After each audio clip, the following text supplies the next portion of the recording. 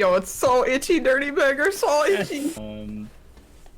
This is a second edition D&D collab between a whole mess of people. So we've got Oliver over here, we got Brutally Honest over here, we got Goofin over here, we got me, Dave over here, and it's just going to be a wild ride, I can tell you that much right now. I'm happily go first to get flowing if you want, Dave. Okay, so I'll do a special introduction because I want to say, first of all, happy birthday, Dave. Oh, thank you, man. Appreciate it. And second of all, thanks so much for agreeing to be the Dungeon Master in this game that I've put together, and for agreeing to do second edition, my favourite. I'm really, really, really pleased about that. So, guys on the other Twitch channels, if you do or you don't know me, I'm Oliver. I've put this together and handpicked these players. It all came about when Brew's game she was playing on Sundays came to an end, and one of Dave's that he had came to an end. I got a light bulb above my head and I put these guys together. It's hopefully going to be a sick game. I am going to play the character I'm going to play in the game is going to be a half-elf bard / fighter, and on the bard side he is a charlatan, which is a very roguish type of character, you will see. He, backstory wise, he is raised by a mother who works far too hard for very little money, with no father around, while mother tells him stories of father being a great adventurer hero. But as he gets older, she tells him stories of being a great adventurer hero, and that's why he's not around. As he gets older, he starts to hear when he drinks in bars and stuff that perhaps it's not the case, and more maybe that his father was just a womanizer that went from town to town and woman to woman. So his mission is to maybe track down this man and maybe try and get some of that child support money for mama, all the while battling his own demons to not become his father. His name is Rx, and like I said, he's a half-elf fighter bard. Nice. Very good. Cool. And I'm Goofin. I'm playing the key character of Alicia. She is a human barbarian fighter, and she has a big brother who basically told her she was useless and not worth anything, so she set out to prove Yo, wrong. Johnny, yo, everyone, thanks for the bits. And she brought along with her Maverick, her dire wolf that she raised from a pup, and Morgan, which is a little pony that she also raised from when he was a foal. We are off to prove the big bad brother wrong. Mm-hmm. Absolutely right. Yes, okay. My character's name is Winifred of the Emerald Seekers clan. She is a bearded female dwarf cleric, and she is a really devout to her god, and also super poor because she can't take anything. So it's gonna be a great adventure. Everybody's gonna get all my loot, and I'm gonna be fine with it for a while. So excited to see everything that's in store, though. Absolutely. And then for the streams that maybe don't know me super well, my name's Dave. I'm the main DM of Electric Dice Podcast. We did second edition for almost 2 years on stream before we gave up and then switched over to fifth edition. Got with the times a little bit, but second edition really has a place in my heart. So when Oliver said, "Hey, I want to do this thing," I was like, "Well, you don't have to tell me twice." As Johnny Five pointed out earlier in my chat, we have a 1 point channel reward that says hashtag bring back second edition. So we finally got there. We finally did it. Okay, so this world, I don't think I actually ever gave it a name, but this is a West Marches style world that we've kind of slowly been developing in little bits and pieces between playing it in second edition and fifth edition. So the players are perhaps returning, or for some of them going to the very first time, to like the ancestral elven homelands. They're known colloquially as the Selayan Isles, because Prince Saleo has been kind of a rising star in like the elven military political scene for a very long time. He is not in charge. He would just like to be. He is held back by 2 different people. And so players may want to write these names down, although I will always happily remind you of them, because, it's a whole big app. I've wrote down Selayan Isles so far. What was the guy's name? Yeah, so Prince Saleo is the guy who wants to be in charge but is not currently in charge. He's just kind of like the rising star of the political scene. The prefector Loric, spelled exactly as it sounds, Loric, is actually technically underneath him in the military, but he is like a follower of the old ways kind of thing, and he's been able to keep Prince Soleo's ambitions under control. And then the mysterious Elven Supreme. No one knows exactly who it is. Supposedly it's the longest living elf in society, right? Has also apparently kept Prince Soleo's desires under control, at least for the foreseeable future. Perhaps the players will change that. We cut in on the action. The players are riding a dwarven railroad called the Long O towards the Solean Isles. And I'm happy to hear kind of what the conversation is like. Are you guys, excited? Are you nervous? Goofin, what was your character's name? Alicia. So I'm okay with Maverick being in the, either the chairs or the rooms that you guys are in. But we had to stow the pony, right? That's in the animal cart. And so I'm really curious if you're okay with that, or if you're like, this is bullshit. No, I'm okay with the pony, but yeah, Maverick, he's not really good being separated from me, so I don't know. Sometimes sleeping arrangements, I may be with him. So this Dwarven Railroad, Dave, is this overground? No, underground. Underground Dwarven Railroad, steam powered. Yep. Magic, maybe. Yeah, nice. Yeah. Okay. There's definitely some physical components to it. Yeah, there's definitely steam and coal and whatnot. Yeah, so it comes up, and I didn't update the map yet, but it comes up at this farthest island right out here, right? So we can actually notate that right here just to make sure we don't forget.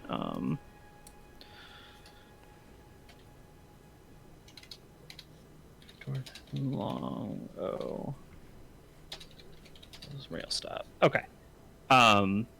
Yeah, so you're gonna you're underground right now, and then the last little leg of the journey, you kind of pop up underneath the ocean, and then you disembark. So if I'm remembering your backstory correctly, Rx has never been here. Nope. Or he hasn't been here in a long time. Nope, he's never been here. Okay. Do you want to be here? Is this a good thing for you, or does this suck? At the moment, he's very pragmatic. He's a man looking for a man. He's on a hunt to try and find his father, so he's willing to go anywhere at the moment. It's somewhere to start. Okay. Sure. And then I think the conceit of the game probably fits you best of all, Brew. What was your character's name again? Winifred. AKA Winnie. Or Winnie. Yeah, Nice. Winnie.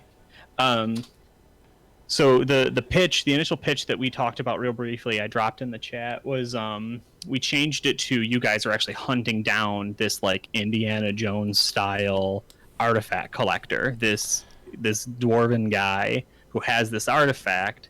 I'm okay with either one. Does the party want to know what the artifact is, or do you want to be surprised? I'm curious, definitely. You want to know now, or you're saying you want to find out?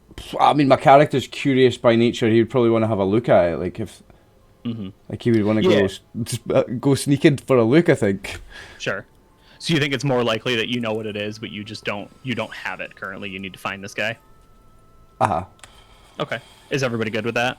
Yep. It's because functionally it doesn't matter, right? It's either you know what it is and you're going after it, or you don't know what it is and you're going after it. Maybe it's Okay. more fun if we don't know what it is. I can do either. It's up to you. I don't care. I'll flip a coin. It's no different for the story. You're still gonna, when I tell you what it is, you're gonna want it. Oh, It's okay. an artifact, isn't that a given? Yeah, exactly. Okay, so we won't say. We'll keep it a secret. But Winnie, I think you probably had the closest set of eyes on this, right? So whoever this dwarven scumbag is that goes around pilfering from temples and whatnot, he made somebody mad, and it helped make sure that you were on his trail. You think he's here to try and sell it, although you would also know as a dwarf it's illegal for dwarves to sell or trade on these elven lands. So you're not 100% sure. All right, so Oliver, you're gonna have to help me with some of these second edition rules. Catch me up if I want to do kind of like a streetwise sort of like knowledge about like local customs. What do you think that is? There's a local history, non-weapon proficiency. Yeah, I don't imagine anybody has that. I don't. Okay. There's bardic lore on all items, so a bard, me, has 5% per level to know Sure. what something is. Well, let's fire that off real quick, because if you don't get it, we'll do it at a disadvantage. G100. No, I didn't get that, so I don't know. Okay. So Brew, I think that you're probably around the same percentage. So let's say a D20 roll on a roll of a 1 or a 2. You're gonna know the specifics of this rule. Okay. So I think that the party, and we can cut in on this scene, right? Is everyone's kind of like spitballing, how are we going to find this guy? How are we going to track him down? What's he doing? And I think the lingering thought we cut in on, right? Is everybody cool with it being like a private room? Is that okay? I don't imagine it wouldn't be. It's fine. Yeah, that's fine by me. Yeah, so just like a 4-person, room, maybe like a night sleeper kind of thing for the railroad. And so we cut in, and the consensus, the tonal quality of the conversation is like, okay, what like black market, what like illegal, like backdoor sales is going to happen here? Where is this going to go down? And that's kind of the feeling we get. Okay. Yeah. So you can fire that off. I can answer some more questions if you guys want to roll some dice. It really depends on. This would be our chance to kind of see what the characters look like, right? Like, do they have weapons out? Do they have armor, right? And kind of see how they regard one another. Okay, so my character is armed and wearing armor at the moment.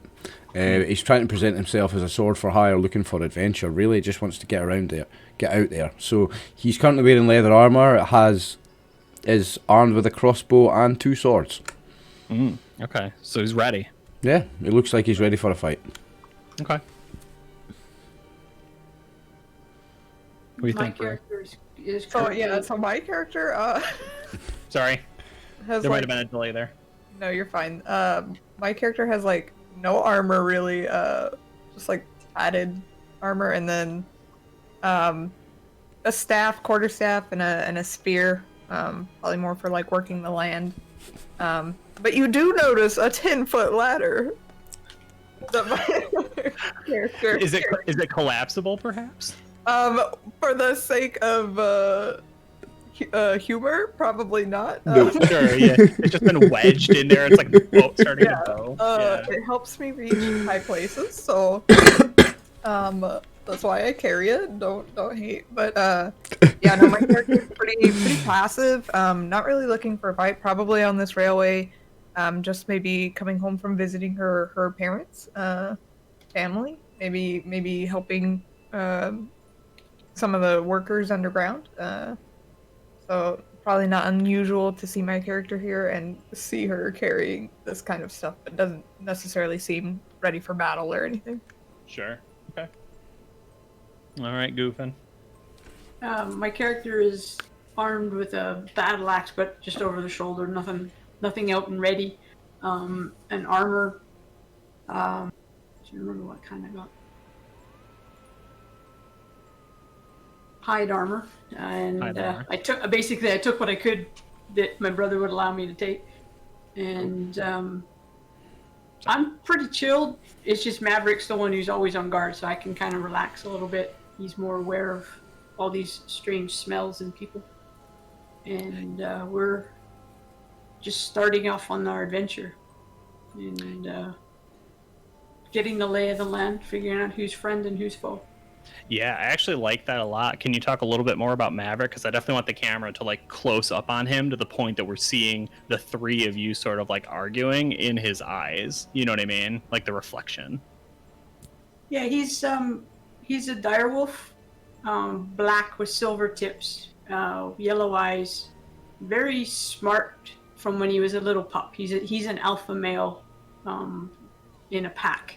I'm the leader because I raised him, but in his eyes, everybody else is below him in my pack, and he doesn't know yet whether these people are part of the pack or not, because I haven't welcomed them. Because that's how he gets introduced. Is I welcome them and I say hello, and he's like, okay, that's a pack member, but he's not sure. He doesn't know about these people, and that ladder's a little bit intimidating because it's big for this little person, and he's never seen a little person before. So he's like, who's this short person, and what's that ladder? Is it a weapon? What's it for? He's looking around a lot.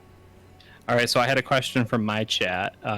Riley was asking if can anyone pet the dog? If I say it's okay. Okay. He'll go up go and try and away. pet the He's dog. not aggressive.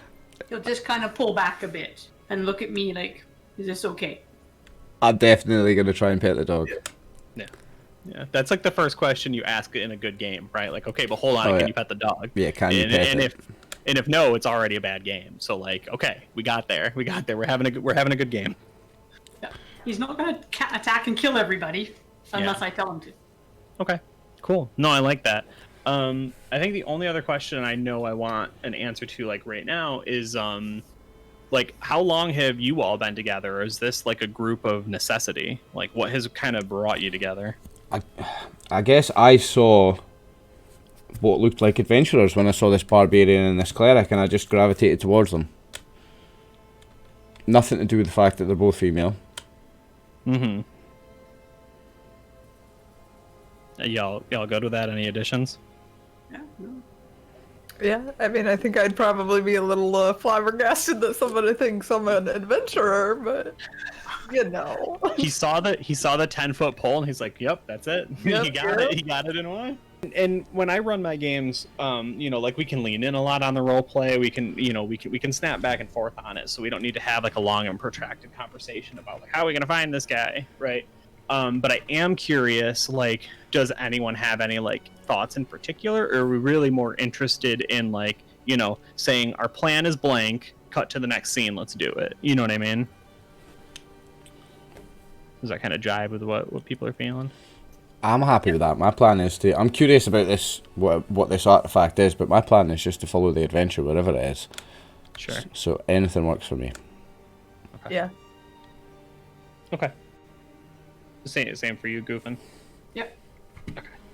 Okay. Yeah. So I think that probably there's a moment or two, right, where the camera's just kind of like getting a feel for the people in this room and everything, but it sounds like the conversation is pretty lax because it sounds like you're gonna get to the place and make a plan when you get there, if I'm hearing it correctly. Yeah, I would say that I would probably just sent by, people of the church to go investigate kind of this. Sure. Okay. I like that. So I think, we just do like a very subtle like time lapse effect, and whatever those like little ticket guys are that come by to make sure what blah blah blah Selayan Isles, and then do you guys have the door locked, or is he able to open it? Because he would pull on it. You can hear him like coming down the. Yeah, I wouldn't lock it. I wouldn't have locked the door. Okay. Yeah, so he kind of pulls the the door open, and it might have been the guy you saw earlier. It's not like it really fucking matters. They all look the same. They all kind of dress the same, right? He just pokes his head in, and he looks at everyone. He just goes, "Last of the line.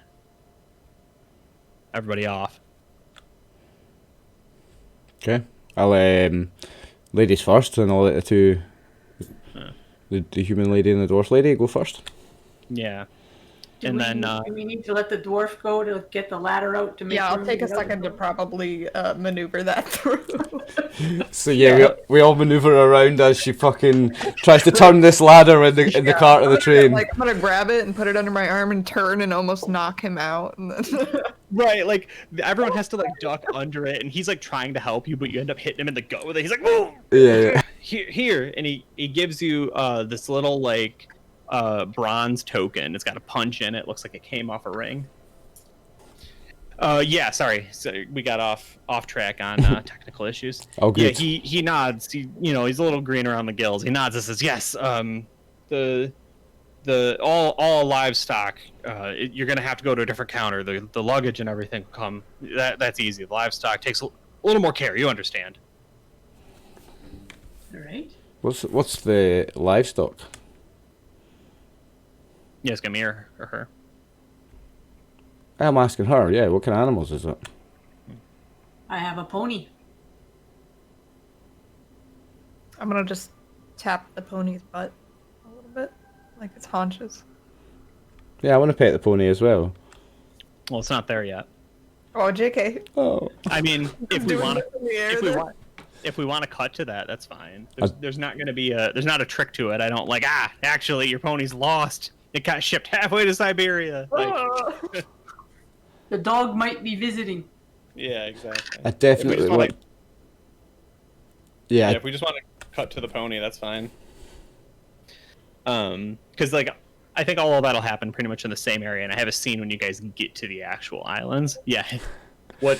So what's the pony's name? Yeah. What's the pony's name? Morgan. Morgan. Morgan and Maverick. Look at that. Nice.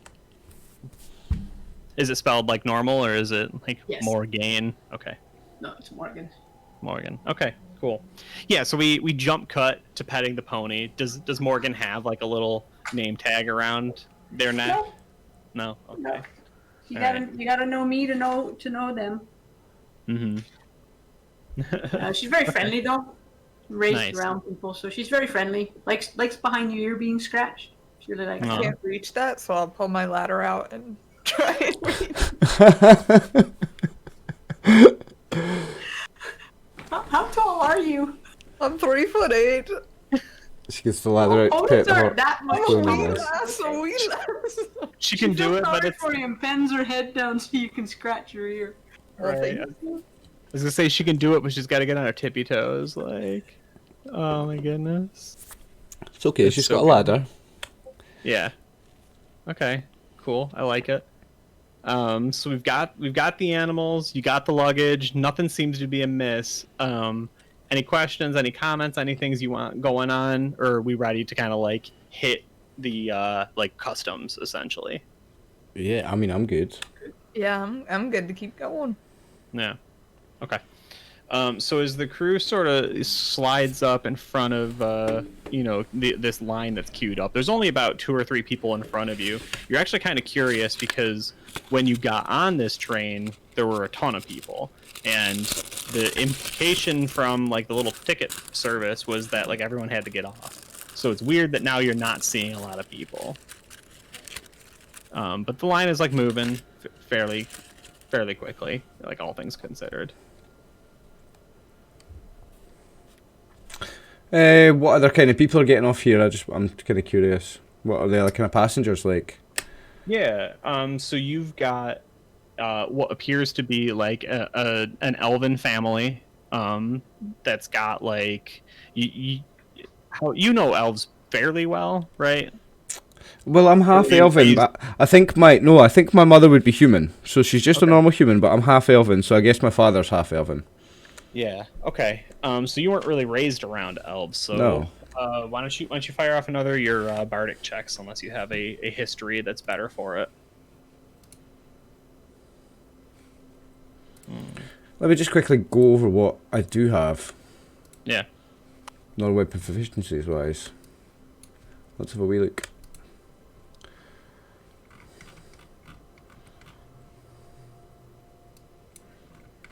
So non-weapon proficiencies I have musical instrument, voice, acting, disguise, forgery, blind fighting, and swimming. Okay. Yeah. You definitely recognize, like, so there's a couple elven children. There's a drow, and then you thought it was an elf until they kind of, like, you know how everyone's standing in line, everyone's just looking around for something to be moderately interesting.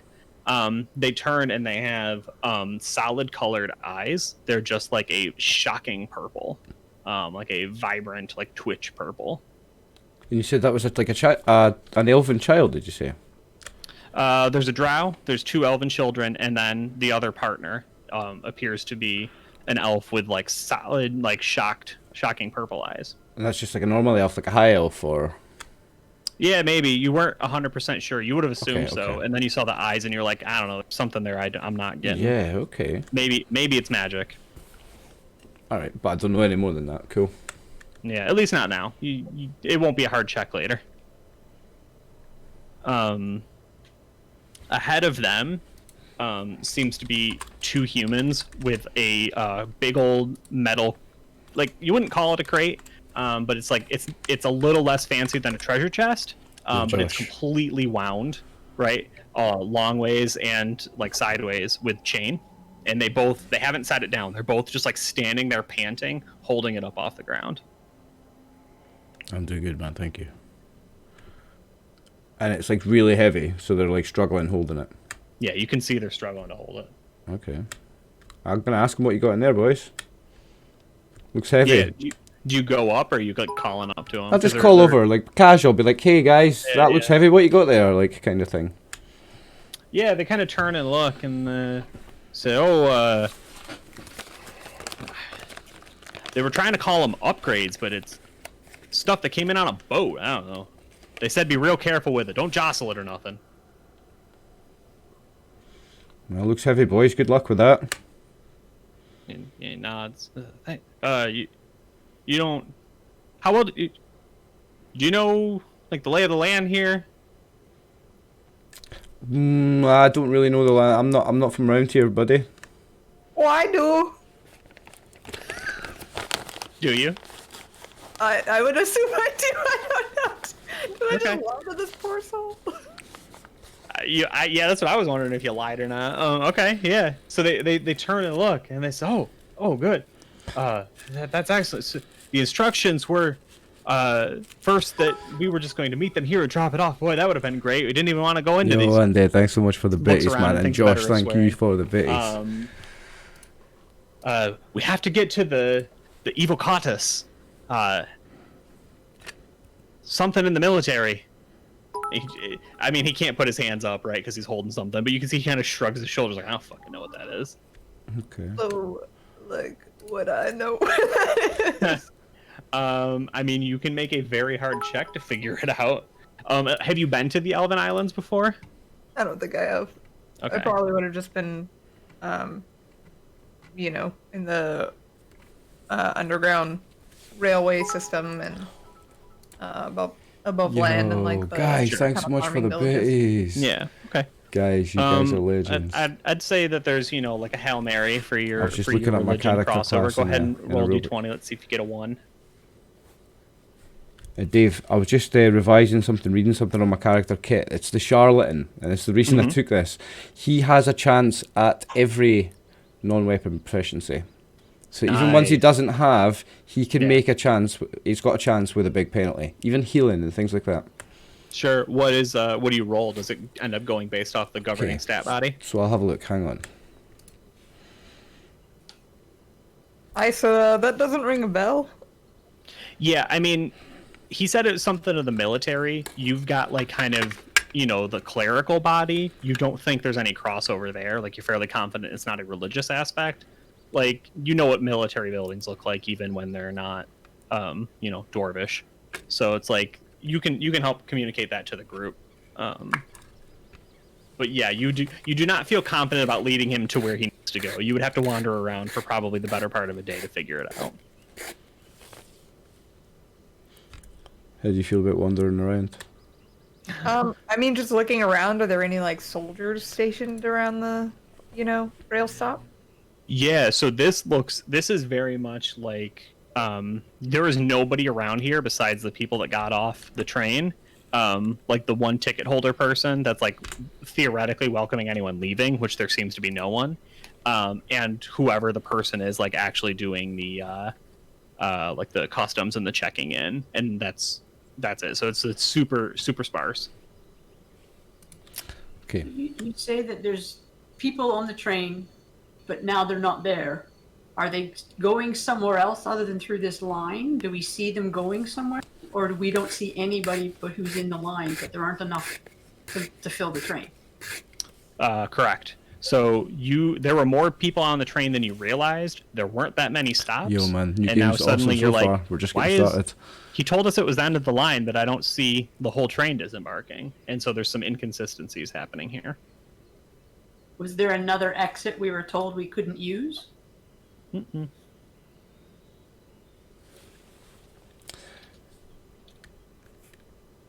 But at that, whoever was in front of the boys hauling the upgrade has gone through, so now they are up.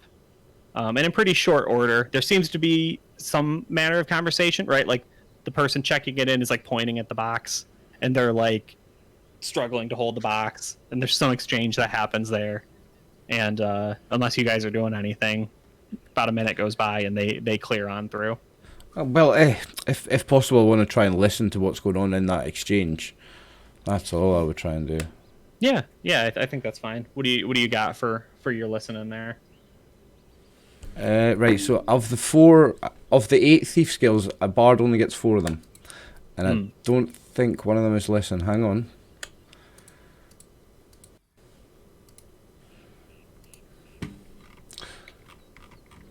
So I get pickpockets, detect noise, climb walls, and read language. So I do get a listen. Nice. So I'm wearing my armor, so I'll have to roll it with the armor one and not the no armor one, which is a bit of a nightmare. Right. Success! Nice. Okay, cool.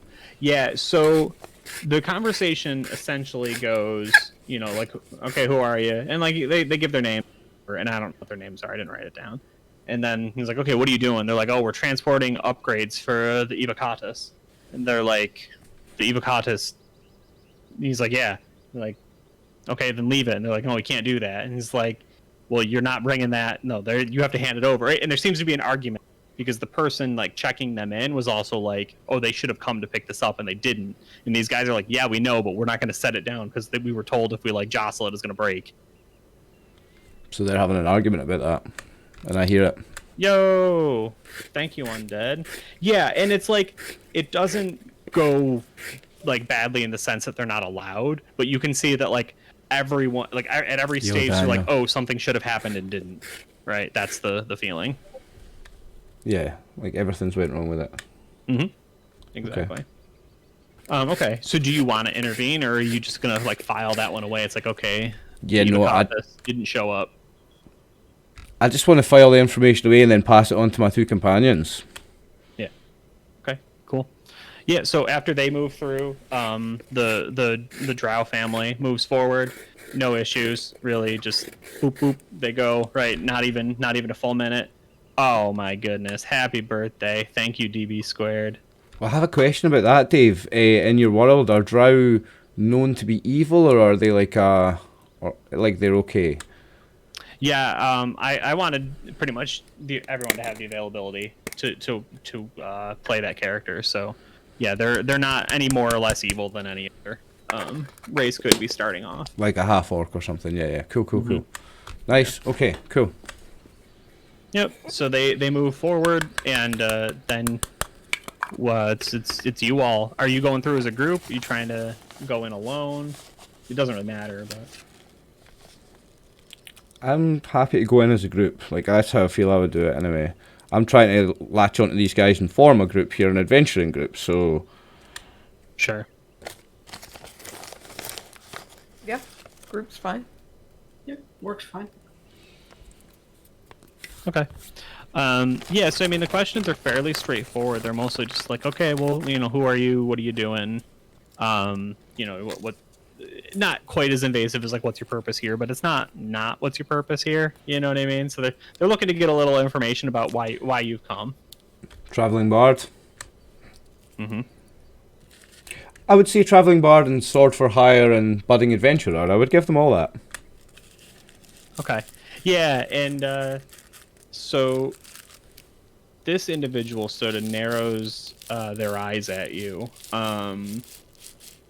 How do you feel about... You've been watching this individual for a minute, and you're kind of aware... At first, you weren't quite sure what you were looking at, and now that you've been here for a minute, you can see that there are 3 strings or vines or something coming out of the stone above, right? And they actually they form like a little triangle at the back of their neck. If that makes sense. So let me hold on, slide you Would I over. just too short to see that, or is that just? No, I think now that everyone's kind of moved up, you're like, oh, that's really weird. And like obviously, I'm gonna draw. Okay, well that's a square. Who had that? Huh? Who's got that on their neck? The individual that's doing like the customs, right? So it's like, yeah. okay, like there's a head, right? And then that's not exactly what a neck looks like, but you get the idea, right? And then, so there's 3, right? 3 points where these like, right? I got a shaggy hair. And this is on the back of the guy's neck, the customs officer. Yep. Okay. Yeah, big old ears. Yeah. Yeah, and then there's like something going up into the ceiling from them, right? They all go, oh, stop doing that. I wish it would default to. Oh, boy. So that's like going... puppet strings, kind of. Yeah, I was gonna say, is this Yes. guy a puppet or a person? Yeah, puppets. Oh my god, stop doing that. Yeah, puppet strings definitely add up as maybe what the hell's going on here. Drawing skills on point, dude. You don't even know that was fucking embarrassing. That drawing's awesome. Yeah, I love it. Love it. Dictionary Love for it. the win. Oh my god. But puppet strings. I think probably as like the quickest. Like, what the fuck is that, right? It doesn't seem to be bothering him any, right? He's just going on. He's like, oh, cool. He's like, and he looks at you. He's like, adventures, like real adventure. He gets real excited.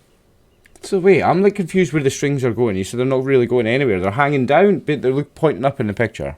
It looks like if somebody pulled on them, he would yank up. They're in his neck, Yep. and they go up into the ceiling, and then there's like a hole okay. on top of the ceiling. Right. Okay. With you. Sorry. Yeah. How tall is the ceiling? Like 12, 14-ish. Not like super, super tall. Is there a place for me to put my wall or my ladder up on a wall?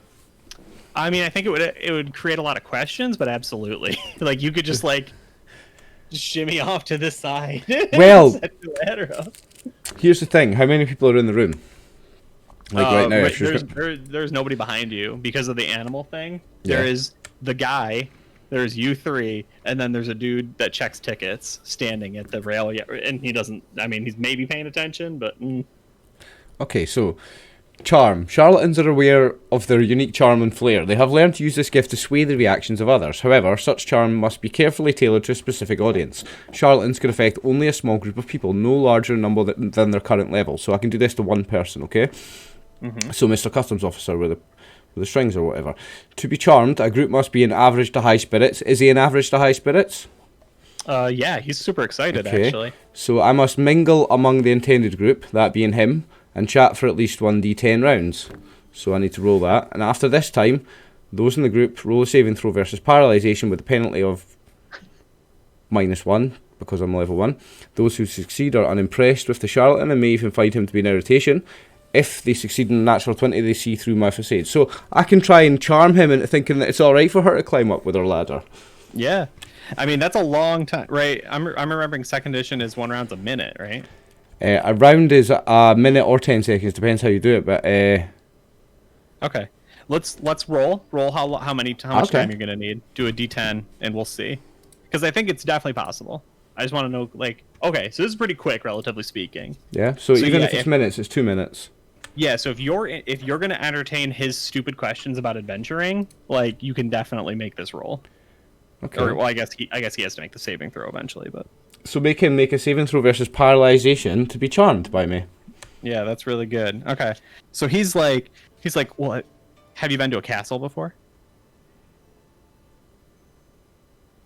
I've never been to a castle before. He kind of narrows it out. He's like, well, have you ever been trapped in a dungeon? I've definitely never been trapped in a dungeon before. Why do you ask? You have or you have not? Definitely not. Okay, and he rolls his head back a little bit. He's like, have you ever fought a dragon? No. This is bullshit. No dungeons, no dragons. Come on, what kind of adventure? Well, there once was, and I'll start to tell him a story that I'll relay a story that I've heard as a travelling bard, and I'll relay him one and pretend like I was there, and I'll give him some bullshit. That's what I do. I'm the charlatan. So I'll tell him a story, not from my own experience, but I'll like it is. Yeah. I just really wanted to see if I could get the no dungeons, no dragons. yeah, This game is bullshit. It was brilliant, mate. Brilliant. Well done. So stupid. Okay, sorry. Yo, thank you Miss very much Sin, for following thank Miss Sin. you for following the Electric Dice podcast. I know My you from goodness. Bruce. Thank you for following. I love it. Okay. Where the hell am I? Why am I not finding the I want the like the saving throw chart thing. 'Cause I just want to know. I mean, like, I guess I can just roll, and if he doesn't get like a 6 or under, it really doesn't matter. But Yeah. okay, so he failed. It doesn't matter. Okay. Yeah. I mean, I was pegging him at like somewhere between like a 6 and a 10. I was gonna look at warrior and make it like a, you know what I mean? Yeah. But it 14 doesn't fucking matter. Yeah. Okay. So describe this paralyzation. Like, what do you see happen? What do you want to have happened? So he's just charmed into thinking that whatever me and my friends do is okay, and like he's my buddy, and he's going to be all right with me doing whatever around here. Okay. So if she wants to climb up with her ladder and have a look, she can. So Winnie's gonna put the ladder up against the wall near where that hole was, and I'm gonna look at it, look at me, look at it, and realize that it's probably still a little too far out of my reach. So I'm gonna look over at Alicia. Lassie, would you mind looking up that ladder at the hole? And I'll keep the guy distracted with stories about dragons. That's a bullshit story. Yeah, he's eating it up now. Like, he doesn't actually want to know. He wants you to just tell him that it's cool and that everything he believes is correct, right? He's an American. Yeah. And even though I told him that I've not been imprisoned in a dungeon, I'll tell him a story about where I rescued someone from a dungeon, so he can have his dungeons and his dragons. And Alicia is happy to go up the ladder. She's not afraid of heights. Okay. Maverick does look up like there's something weird going on, but he's not pretty sure.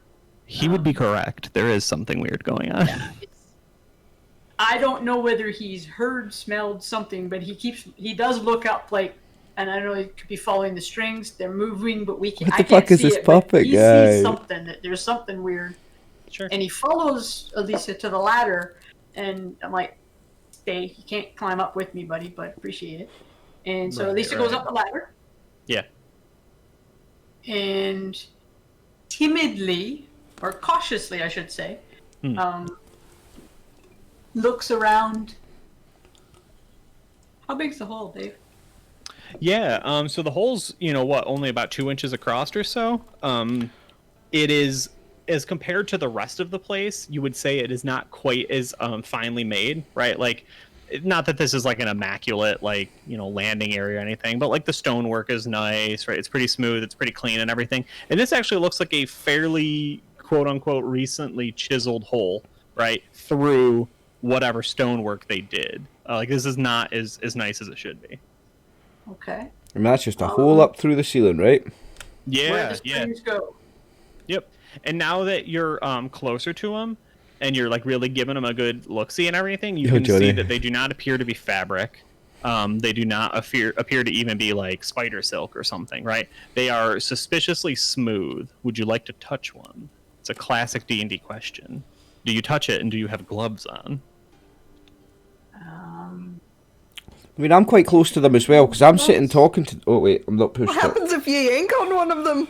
Well, I was actually thinking of what if I pulled on him. Well, Dave, I'm right next to this guy, because I'm talking to him, telling him the story, so can I get quite a good look at them as well, I guess? The actual cables. Yeah, I think that you can have the same information, right? Like, yeah, they seem to be... Like, we would understand them to be wires, right? There are wires coming out of the back of this guy's neck. Or maybe going into it. You're not quite sure. Yeah, okay. Can Alicia see any light or anything through the hole? No. It's pretty dark. You could... I would think I could get, like 2 inches, right? It's like a glass, so I'm just like looking at this. Like, probably get your hand in there a little bit if you wanted. Or, you could just go ahead and pull on them. Well, someone in my chat, a couple of people in my chat say pull it. Yeah, I'm saying pull it. My bad. Yes, do it, Yeah, Alicia. pull on him. Not one of them, but all three of them. yeah. Okay, so yeah, and to be clear, do you grab them and pull down out of the ceiling? Or do you grab and pull up and yank our boy? So yeah, my chat's going off saying pull it, and wanna Bruises go as down. well. You wanna go I down? want Okay. to pull down. Yeah. Okay. So correct me if I'm wrong, Oliver. We think like a good athletics check, just roll against strength, right? Like get under your. Yeah, I mean you've got on strength you've got bend bars rolls, and you've got like a break doors, break gates roll as well. You've got both of them, so you can use those for a strength check, or you can just roll against strength. Okay. So how do I do that? I'm gonna let you pick because I think fundamentally the same. So if you want to break bars or bend gates at the D percentile, which is a D100, if you would prefer to just roll a straight D20, it's just a D20. We compare it against your strength. Yeah, that's the simple way to do it. That's what I do for most things. So Yeah. When he's gonna hold the ladder too, while she's up there. Please. Safety first. and I'm just distracting the guy with this bullshit story. Yeah. So just to put it in context, you have a 15 strength, so rolling a 15 or under on a D20 is very easy. You have a 7% chance to bend bars or lift gates. I would increase that because obviously this is not as difficult as that. But rolling on a D100, that's much harder. So I would gently suggest Tommy. The D20 roll. So a 1d20 That's correct. with no pluses or anything in there, just Good luck, Correct. Goof. Good luck. Nice. Yes. You got it. Okay, so so what did I need to actually succeed? 15 or under. Okay. Second edition is fun. It likes to be the inverse of normal D&D. So you want to roll low in pretty much every situation, other than damage. You're looking to roll Yep. low, and that's one of the reasons it throws people off. Okay, so without attempting to go too much into your your personal life or anything, but have you ever yanked a plug for a cord, right? Like from far away, like when you were vacuuming or something? Yeah. Yeah. Oh yeah. Yeah. And it's very satisfying, but when you do it wrong, you like bend all the prongs and you panic. You fuck it. So both of those things happen. Oh. You very much got the other end of this cord, but you felt that particular not necessarily a pull or a hesitation, but that twist, right? When something kind of came off at the wrong angle, and you're like, oh, that was the best idea.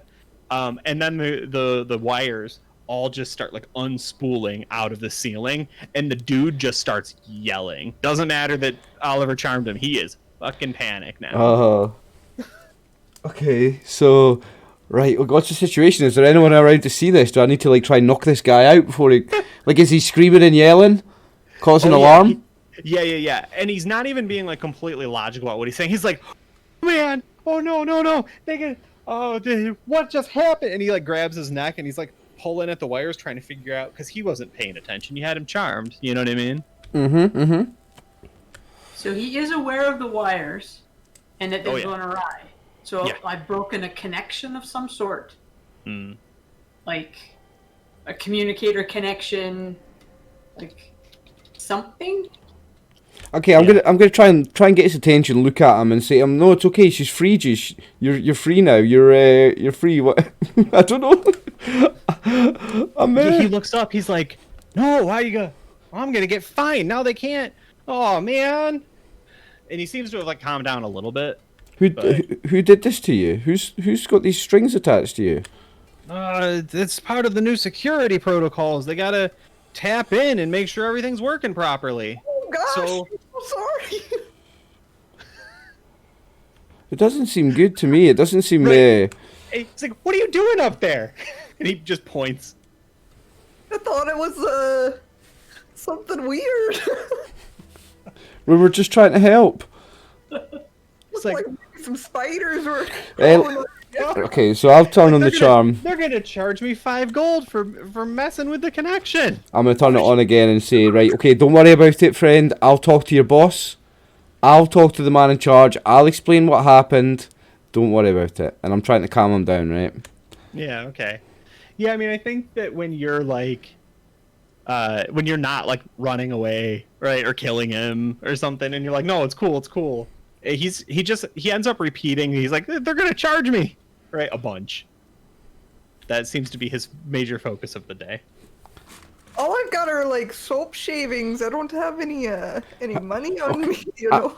I don't have any money either. I have money. I have money. I can maybe fix this, guys. How much money do you need, my friend? He's like, oh, if the connection goes down, if they can't see what you're doing, they charge you for a full price of a ticket, and then they assume you're stealing. It's 5 gold. Okay, here's 5 gold, and if I need to talk to whoever's in charge of you, tell them it was an accident, explain what happened. I'll just say my friend's clumsy with her ladder, and she was turning round, and she pulled the cables with the ladder, and it'll be okay. It'll be okay. I'll give him 5 gold. Okay, yeah, I like that. What do you think for? Because like, so normally there would be a what the heck is it called? You roll like the 2d6 or whatever, right? To see like their relative, like, do they like you? Do they hate you? You know what I mean? The reaction modifier. What the fuck am I thinking reaction. of? Yeah. What's that breakdown? That's 2d6, isn't it? No, it's 2d10. It's 2d10. Okay. Yeah. Is that the same thing? Is low better or is high better for that one? Low's better. Low's better. Yeah. Do you want to fire off a reaction? Because I think you get a bonus to it, right?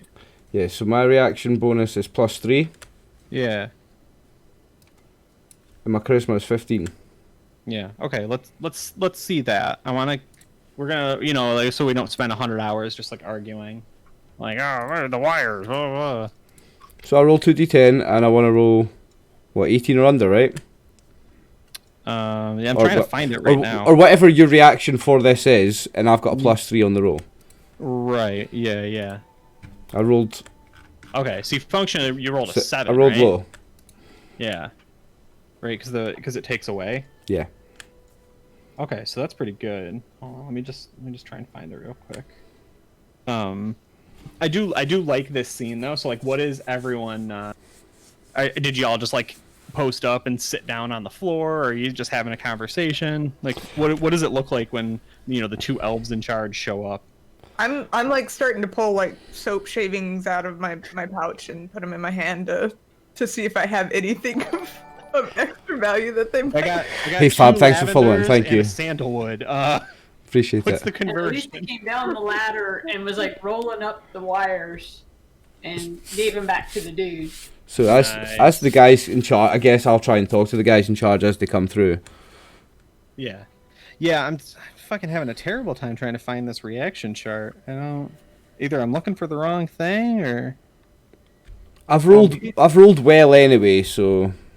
Yeah, I know I'm gonna want to use it later, so I kind of wanted to like get it in my Yeah, head yeah. of how it works. But yeah, I don't want to waste too much time, so I'll look for it a little bit later. Yeah, we can look after her. Yeah. Do you want to come up? Do you want to be the most famous cat in the Island of Stars? Oh, you're bringing the cat out, nice. Come on up. Come on, you gotta jump. Yeah. Oh, there he is. What a good boy. Yeah. Thank you for the birthday wishes. Hey, What's it's his name? Fabster. This is Clem Fandango, and he is a giant stink. Oh, how cute! Yeah. I love gingers. Oh, thank. Kisses! You can't hit that. That's my webcam. I need that. Stop typing. You're typing. Oh, come on. Oh my goodness, that's what he typed. Oh, nice. He's 4112. Nice. Yeah. Okay. Yeah. So here, let's change this bad drawing. Let's get this out of here. We don't need this anymore. Yeah. So you rolled pretty well on the reaction. I like the drawing. The group is not fleeing. The group is not like making a whole thing about it. Oh, are we hydrating? I'm low. I gotta refill. I need to just. So I like this a lot, where they kind of show up and they show up looking kind of mad, and then everybody's just like, "No, it's cool. We got soap and money." Still alive, yeah. We made it to the first break and we're still alive, so happy days. Got electrocuted, man. Oof. Well, Oh, there was that. I was a little concerned that like there'd be massive tension, so I'd reef and then fall off too. Like. Mm-hmm. So, quick question. Yeah. My peasant kit gives me a +2 reaction adjustment from all peasants. Nice. Are any of these people we're dealing with peasants by chance? Unfortunately, these two who came down from, Elven High Command to figure out why someone's tampering with the video feed are not. Okay. But that is good to know. I got to remember that for the future. Because I do want to use the reaction thing. Okay. So yeah, So, you get a reaction from a +2 from all it peasants. sounded That's like nice. the plan was a little bit of lying, but mostly like, hey, this is our bad. He didn't do anything wrong. Here's some money. We're sorry, right? Like fundamentally. Yeah. Yeah. Okay.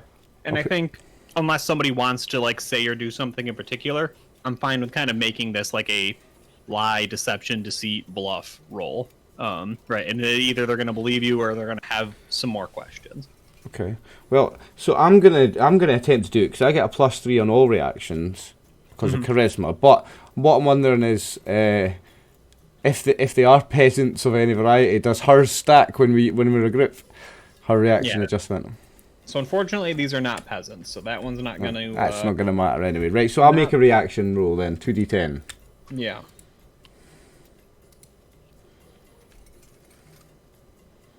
13. You do that. Does reaction have like a lying thing too? There's not like a bluffs non-weapon proficiency. Oh, hang on. Yeah, because otherwise, then we just like end up kind of invalidating your first roll. But your first roll is the one that kind of created their like somewhat neutral situation. They're like, okay, let's get some information before we just tell people they're in trouble.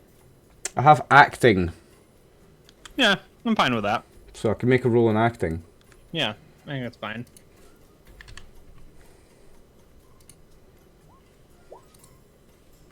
Oh, and I failed. Okay. So I think I can't believe I failed. Oh no. yeah, so I think that this I don't even think that this is like you failed, you're in trouble. I think this is so like you failed, but I think their focus is actually on like okay. So hold on. Let me get this straight. These three adventurers here are poking around, carrying tons of crap. There's a donkey over here. There's a 10-foot ladder over here. And then they turn and they look at the guy and they're like, and you didn't notice any of this happening. What were you doing? And he's like, I was talking about Dungeons and Dragons. And they're like, oh, okay, cool. Oh, And God.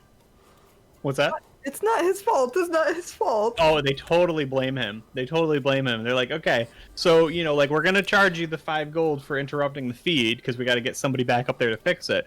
But maybe this wasn't a great post for you. His name, and they say this, I don't know how the hell they say it. His name is AI-Twin.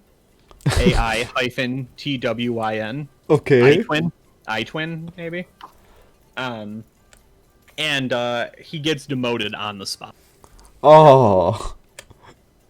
We got him demoted. Mm-hmm. So Oh, no. They're like, you're going back to the mailroom, buddy. And he's like, please, not the mailroom. They're like, all the way down. All the way down to the pits. Getting there with the mail monkey. I mean, I'll say it. I'm so sorry, buddy. Yeah, he just, Hold up, though. Like, what is this? Why are there cords coming out of the ceiling and into his neck? Like, this ain't natural.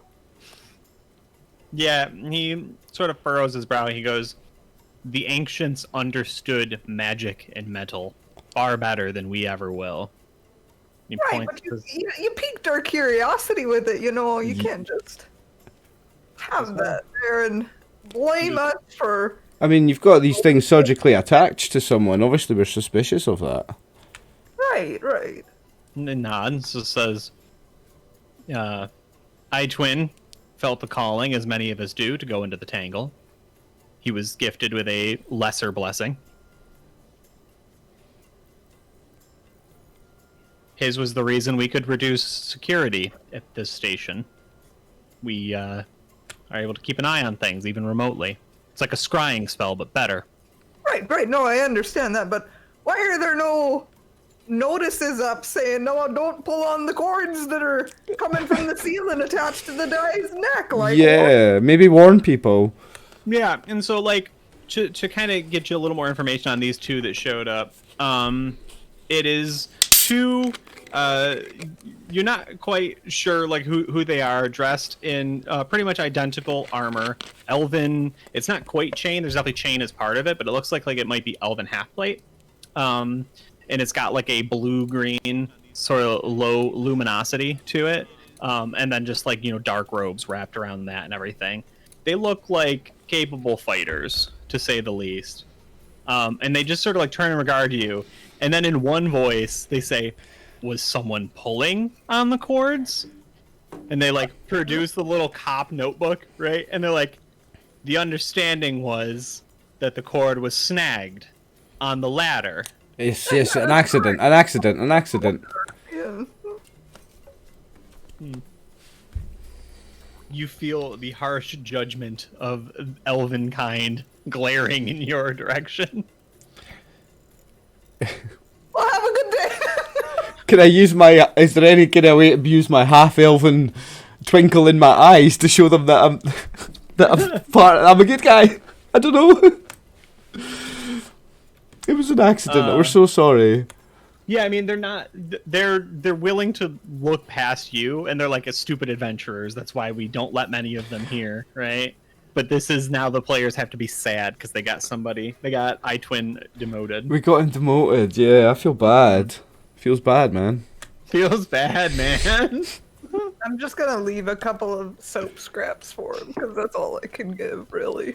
He's gonna need it. The male Listen. monkey stinks. Listen, yeah, I want to slip him some money. I feel really bad, so I'm gonna give him another 10 gold. Like, Okay. And Yeah, Elisa he, takes some cheese out of her backpack and gives it over to him. You give him cheese. Yeah. He's gonna have to eat. Yeah. Okay. So he's pretty upset, right? He's doing that like wide-eyed, like things are really bad. I don't know what to do. Look, right? And he sees you guys, and he's like, hey, so my uncle worked at this bar for a while. It was called Harpies. I'm gonna go drink there tonight if you wanna meet up. And he just sort of hangs his head and starts to walk away. I mean, I'm gonna turn to the two companions of mine now and say, I really want to buy this guy a drink. I feel bad about what happened. What do you think, guys? I agree. Totally, let's do it. Chin up, lad. Chin up, lad. We'll buy you a drink and we'll start from there, eh? Yeah, he does the he kicks the ground and he's like yeah, and like so unless you guys do something, the last scene for that room is just like the last of the cord, right? It's just like zipping and just goes around the corner. It's Okay, like trailing him like 100 feet. As the scene ends and the cord trails away, I'll look at the cord and look at him and say, it's tomorrow problems. We'll have a drink. Yeah, that's good. Okay. All right, cool. So the party has made it to the Island of Stars, the Selayan Isles, as they are also known. So is that what do is you that want to this do? one, Dave? Yeah. So you are technically on. Oh, I'm drawn on it. You're technically on that map right now. Between every island, you can take ferries. Pretty much all of them are free. There's a few ferries that are not free. But we're gonna mostly just kind of travel, right? And we're good unless something happens on one. Are they daily, the ferries? A couple times a day for most of them, yeah. Okay. Yeah, it's like pretty much.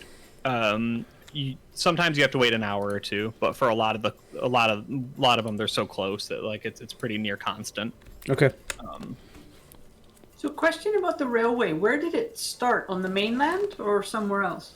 Yeah, so the Long O is a massive dwarven undertaking that you truly cannot fathom the amount of like time, hours that went into building it.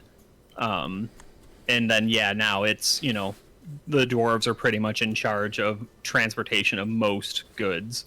just because, right, they can get anywhere. Because of dwarven engineering and because of that. Yeah.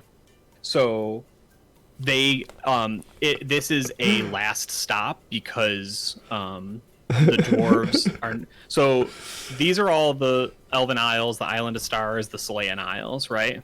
And pretty much anybody's more or less allowed here, although, you don't just, people don't necessarily like vacation here. You're supposed to have a reason if you show up. The elves are not that hospitable. Even elves that are born here cannot just go into the ancient ancestral lands this way. You have to have like a religious like permission basically to go. There are some like political things that can send you into there. There's obviously been like people who have gone out there anyways, right? And then sometimes there's like rescue missions, mounted. But by and large, like it is a very wild and untapped wilderness. Yeah, that sounds fun. Yeah, and so the dwarves cannot. They're not even allowed to dig underneath. They're just literally like hard stop. They cannot go. Okay. So the dwarven O goes pretty much everywhere else in the world, at least in some capacity. There's obviously some places they don't make it to, but Now, I assume it's long, but the O, is that relevant to the shape of it at all? yeah, just supposed to be like it's circular. You theoretically you can ride all the way around the world and come back. Obviously, not literally because this is a stopping point. Got ya. No.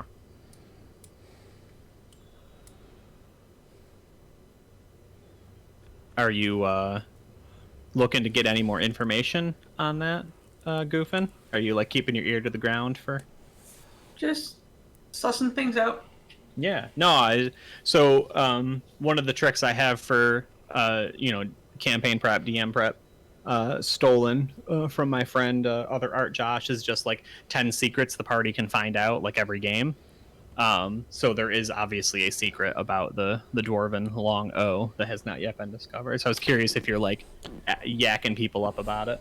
Well, I definitely am. That's what I do. Like, I'm a bard and a storyteller, and so I spend my time in bars listening to stories and telling stories. So I'm definitely looking for that information. Yeah. And maybe tonight over a drink we can ask our friend who worked there. Yeah, he's a good source of information. So I think there's a few hours between when you finally get out of like customs and you meet up with that kid. So do you guys want to do anything in particular? Do you want to run into people? Does anyone want to buy anything? Or do you want to just cut to that scene?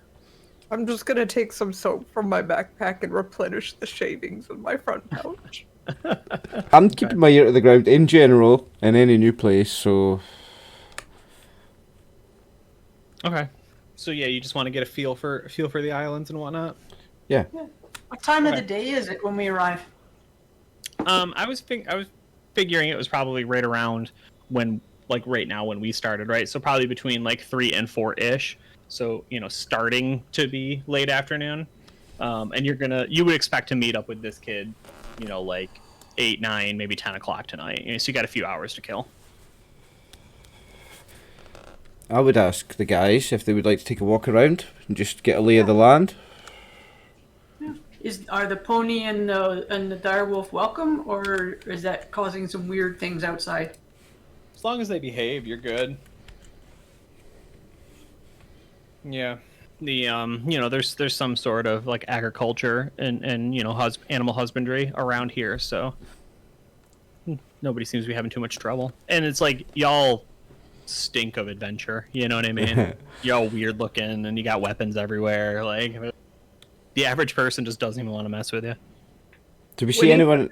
Wave at like everybody that she sees. Just, oh hey. Yeah, exactly. And like decent amount of people give you a wave or a nod. Most people aren't like, hey, hi. But like the general mood is probably even a little more friendlier than you were maybe expecting. Is there anyone else like that looks like us around? Like that looks like they might be adventurers or whatever? Yo, what up, AJ? That's a good question. I think. Hold on. Let me see if I've got a chart I can do this off of because I didn't. Each of you roll a nice. d16. Thank Ooh. goodness we're playing on Roll20. I That don't would be have No. a otherwise. D16 as a dice, so I just Slash roll 1d16. Yeah. so I was- So in Roll20 it's slash roll, isn't it? I always get confused because I've got Yeah. the dice in my Discord, but it's exclamation roll in there. Yeah. I do the same thing. I'll flip them up.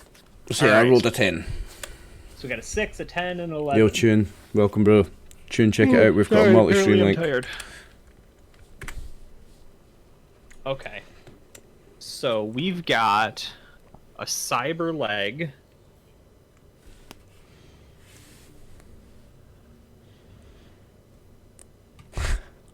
She's a dwarf, Tune. Okay. She's All a right, so bearded dwarf lady. So the first thing you pass is an elf with like you would have assumed maybe his leg had been amputated at some point, perhaps due to injury or illness, right, or something.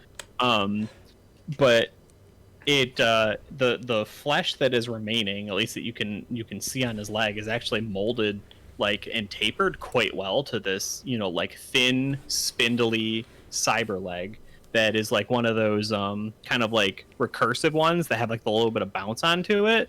So like dude looks like hella athletic. Bounce on it like the guys that run in like the modern Paralympics. like blades. Mm-hmm. Yeah, like blades. Yeah, cool. Yeah, exactly. And he's got that, and he's just moving and cruising, no trouble. Doesn't seem to be doesn't think anything of it, and neither do the people around him. And then it's like there's that same sort of like wires, we'll call them for convenience, right? Wires and lights and diodes and things on this guy's leg. And so that's kind of like you're like, I'm not 100% sure. And as you guys are getting the lay of the land, you also pass by what basically amounts to either like college level students or perhaps like researchers or academics that all have the Geordie LaForge like visor from Star Trek. They've got that, but it's more like a tiara. It's not actually over their eyes, right? But they're all wearing this same sort of like diadem or something that seems to interface through their temples. And it just seems like a good number of people are sitting here with some like high tech stuff going on. So like upgrades. Mm-hmm. Absolutely. So, looking at this and looking at AI Twin, it doesn't really seem like Hi, there's Mish. anything suspicious going on. This is so Well, much sure, fun. but I mean, how would you know that? Nobody was here. Right, okay. So yeah, it's quite common that quite a few people have got these kind of upgrades. And I think that's probably something, Oliver, that sticks to you a little bit more. And you can tell me what you have or haven't heard from your family, but I don't think you remember hearing about like good old fighting daddy, right, with like a souped up wristwatch that blasted laser beams or anything. Right? Definitely not. No. This is all new to me. Yeah, and in fact, The game's going amazing. you haven't run across any elves that have had this. Like even out in the world, you know what I mean? Like you like go through the Rolodex of elves and you're like, I don't remember seeing this on anybody. Why is it just here? Yeah, like I've never heard of it before from any other part of the world or anything. This is all brand new. Mm-hmm. So I'm very curious. I kind of want to ask someone about it, to be honest. Yeah. Yeah, I mean, First of all, I want to say to the guys, I'm going to say to Alicia and to Winifred, like, what's with these? They have this. Is this magic? What's going on? Like, what do we make of this? That's going on with these people, guys. I don't know, I'm not from here. Never seen it before. I've never heard of anything like this. Maverick's been sniffing a lot, and he's not overly happy with what he's seeing. Just because it's so different and it's bright and shiny, and he's like, "What is this?" sure. And it's just that your everyday average people have these things. Seems like certainly not everyone, right? Like you've definitely passed 100 people, right? And you've seen like 6 that have it, but also iTwin had one too. Yeah, okay. But his only one was the thing on the neck. He didn't have something else, no? Yeah, you haven't seen anyone else with the neck. But, no, I'm asking, did iTwin, did he have anything else, or was it just the thing on the neck? Upgrades. Yeah, you didn't see any more. Okay, okay. If he did, they weren't obvious. Okay. Well, I'm curious about when we get to the bar to see if the kind of people that the patrons of a bar, if any of those have anything, and then I can maybe get talking to someone about it. Oh yeah, we should check out a farm too. Maybe take some of that back for some of my town folk. Absolutely. Yeah, I'm actually wondering, Goofin, I mean, I know I'm gonna say it wrong. Is it Elisa? Alicia. Alicia. Does Alicia like look at this and think like, oh, if I had a hand for a battle axe or something, would I be able to wield it better? Or is that like very much not what you're feeling? Well, it was curious watching the guy with the blade, how well they moved, but it didn't seem to be motorized in the way that a hand is. But definitely looking at it, like, is it trying to judge, is this good or bad? Sure. They Okay. seem happy with what they have, but are they happy? Okay. Were they born with a defect and then dealt with, or how? Like, why? Yeah. Very much thinking of like, how did this happen? Why Yeah, not what's for the everybody? story? Yeah. Is it classes? Are these the rich people? I'm trying to think of how I could benefit from it. Like, I'm immediately thinking of what I could have. Absolutely. Cool. No, that's cool. That's kind of where my head was at too. All right. Does anyone want to purchase anything? Does anyone want, a scene, a question, or do you want to cut to iTwin, AI Twin? Yeah, I really need to buy this guy a drink for anyway. Yeah, I mean it's not like I can afford anything anyway, so Okay, cool. Buy a So drink on your behalf. Well, in character creation, I got really lucky on the dice roll for how much gold I have, so like the drinks can be on me for this. Don't worry about this. Good, because Yeah. I only got 2 gold. That's all I could have left. Well, I already gave him 15, so I paid his fine and gave him another 10, and I still have a bit left, so we're good. Nice. All right. So you go over to the Harpy, I assume. Yeah, that's the name of the bar, right? The Harpy. And also, I'll say to the guys that we're going to have to find a job after this, because after I get some drinks in, I'm not going to have that much left. Oh yeah, absolutely. Like without a job. Yeah. And then obviously you guys, like the game is what you choose to do.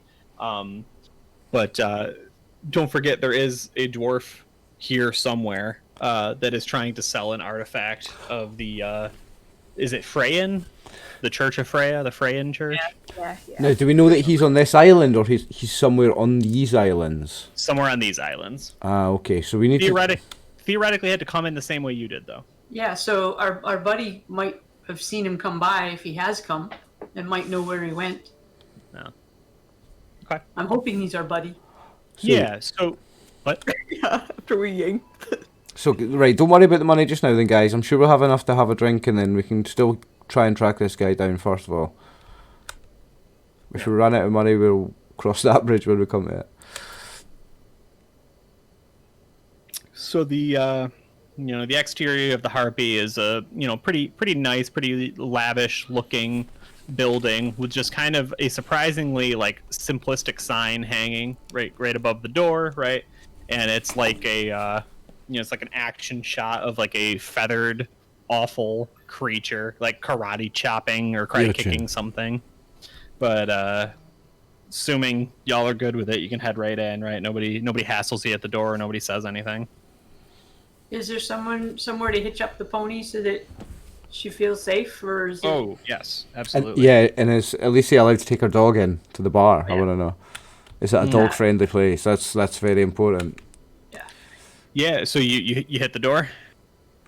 What's one more quick question, just as we're going in. You said there was a sign that says the Harpy. Is there any picture on that sign? I'm curious. Yeah, I don't even think it says the Harpy. I think it's just like a feathered flying creature, right? In like a sideways stance, like kicking, right? And the sign is just always swinging. Yes, very cool. Thank Yeah. you. It's got a lot of reds and yellows, and then above it says "Pow." Nice. Okay.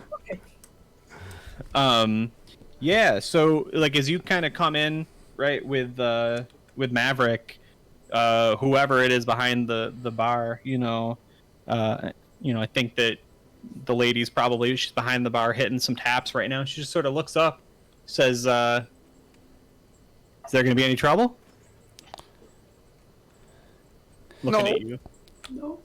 I mean, I smile back and say, certainly not from me, sweetheart, madam, boss. Yeah, she kind of lowers her gaze and says, "What's the dog's name then?" My dog's name is Maverick. If you're nice to him, he'll be nice to you. Well, would he like a little bit of bone broth, or should we just bring him some water? Bone broth would be nice, thank you very much. Maverick eats free tonight. The rest of you find a table, and you can. She likes the dog more than she likes you all. Oh, nice. What kind of other patronage is in the place? Yeah, pretty. Actually, probably heating up a little bit, right? There's probably a lot of people finishing dinner by the time you guys have arrived. Let's call it like 7 by the time you found the place. So a lot of like clattering of utensils on bowls and stuff, right? Some wooden, some ceramic. But and like just the gentle chatter of a normal room, right? Not loud, because I'm gonna be Elvis for a second and say like they're pretty quiet and pretty reserved. They're not usually being rough and rowdy like humans are. So they so might not be entertained by a song.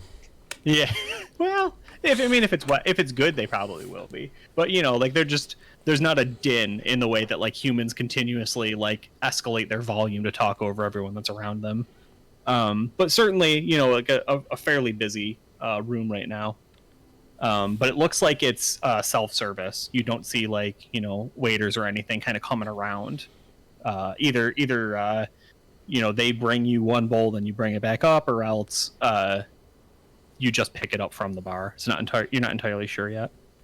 Okay, I want to know like how much gold is it going to cost me to buy a round for everyone in? Everyone in the room. Nothing for me. Goofin, would you roll me 5d4? I want to know how many people are in here. So whatever you roll is going to be how many people Oliver would theoretically have to buy for. I'll say to Winifred, nothing for you. You won't have a drink with us. No, I got my water. Mm-hmm. Oh, I'll see if they've got any dwarven ale. You wouldn't like a nice pint of dwarven ale? No, I'm fine. No. Okay, drinks for everyone that wants them.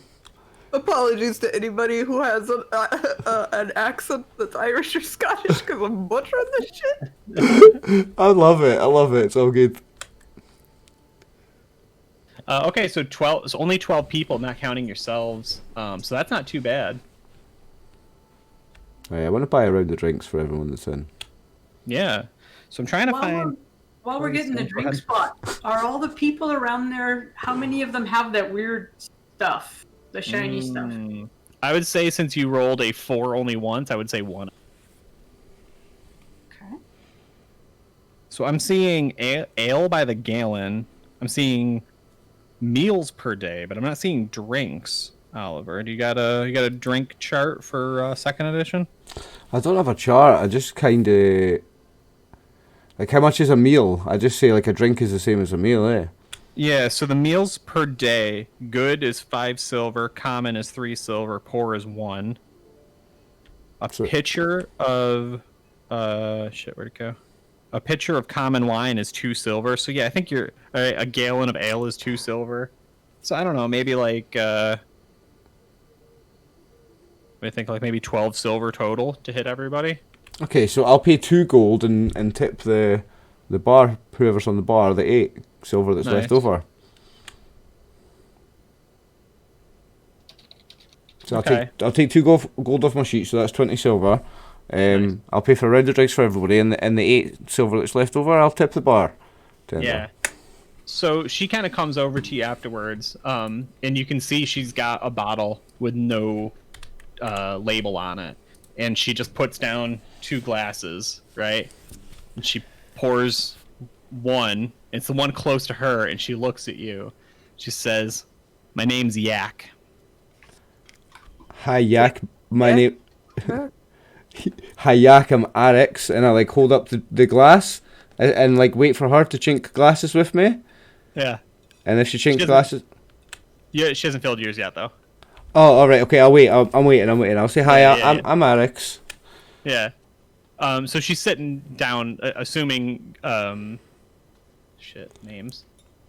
I usually get to cheat, and the names are on the. I'm Rx. This is Alicia, and this is Alicia. Winifred.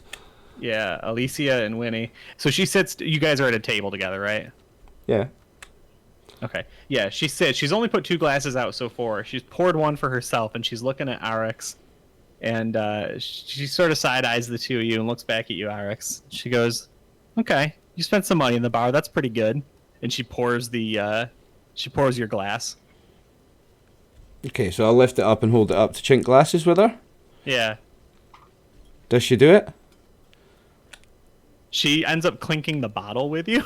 All right. Okay, so I'll wink and drink my shot. Yeah, she does it as well. Okay. Nice. Let's try a con check. D20 against my constitution. Not that it's going to get you drunk, but that it's much stronger than I think you were expecting. Oh, I Okay. nailed it.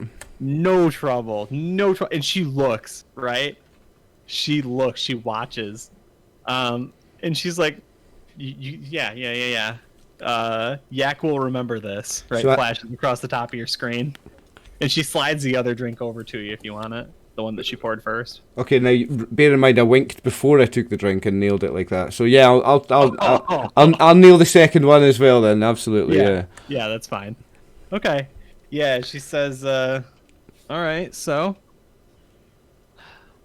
what's the plan? How can I help you?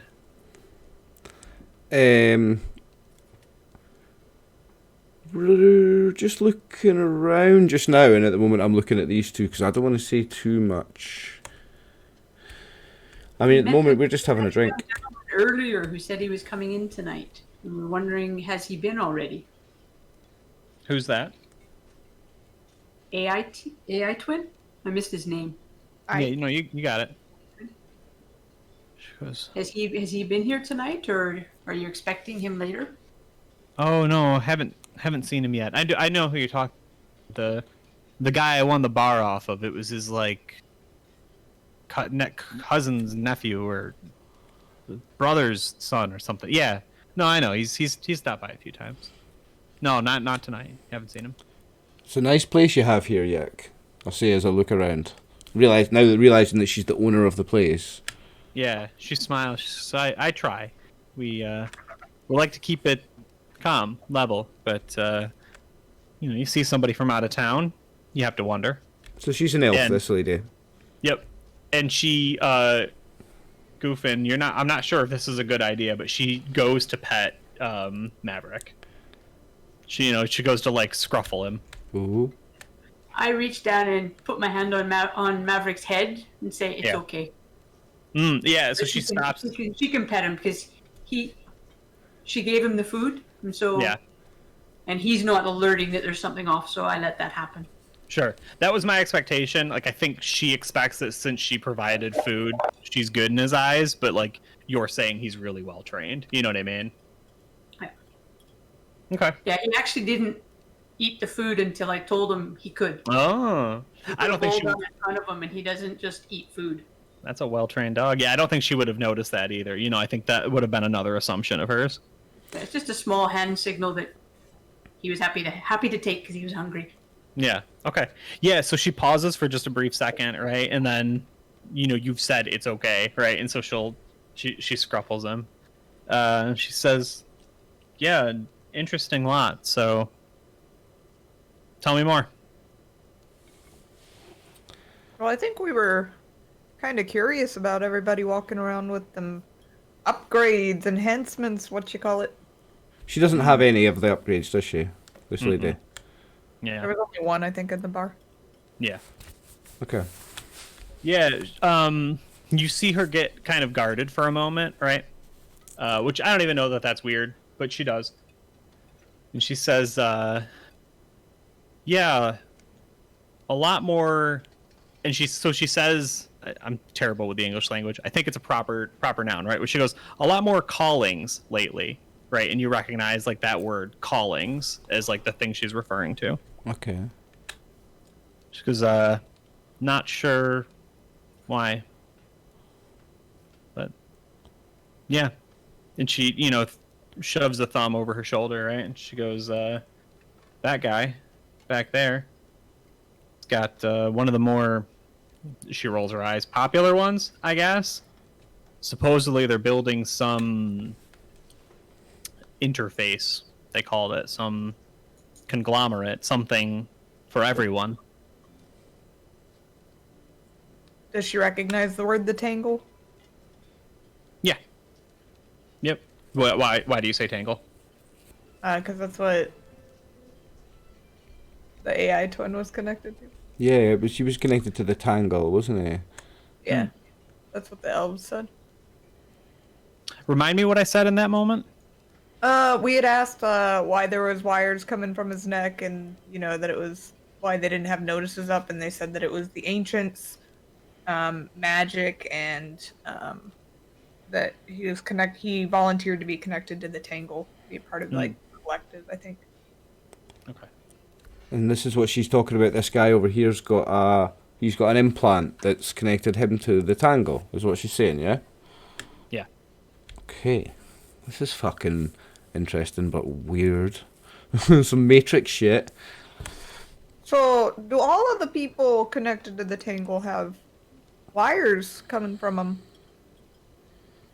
So yeah, I haven't heard that word, but yeah. Yep, you've got it exactly. They're all a little different, but some sort of port. So the Tell you ones what, who we thought it have was the foot, how is that connected? It looked the same, but there were no wires. Wireless connection, modern. For this guy, you're saying? Yes. Or for the ones with the eyes, like there's no wires, so how are they connected? Sure, they're not those. They aren't necessarily. But so the guy who's at the bar is on his own time right now. But if he reports to work, he will jack in. Ah, okay.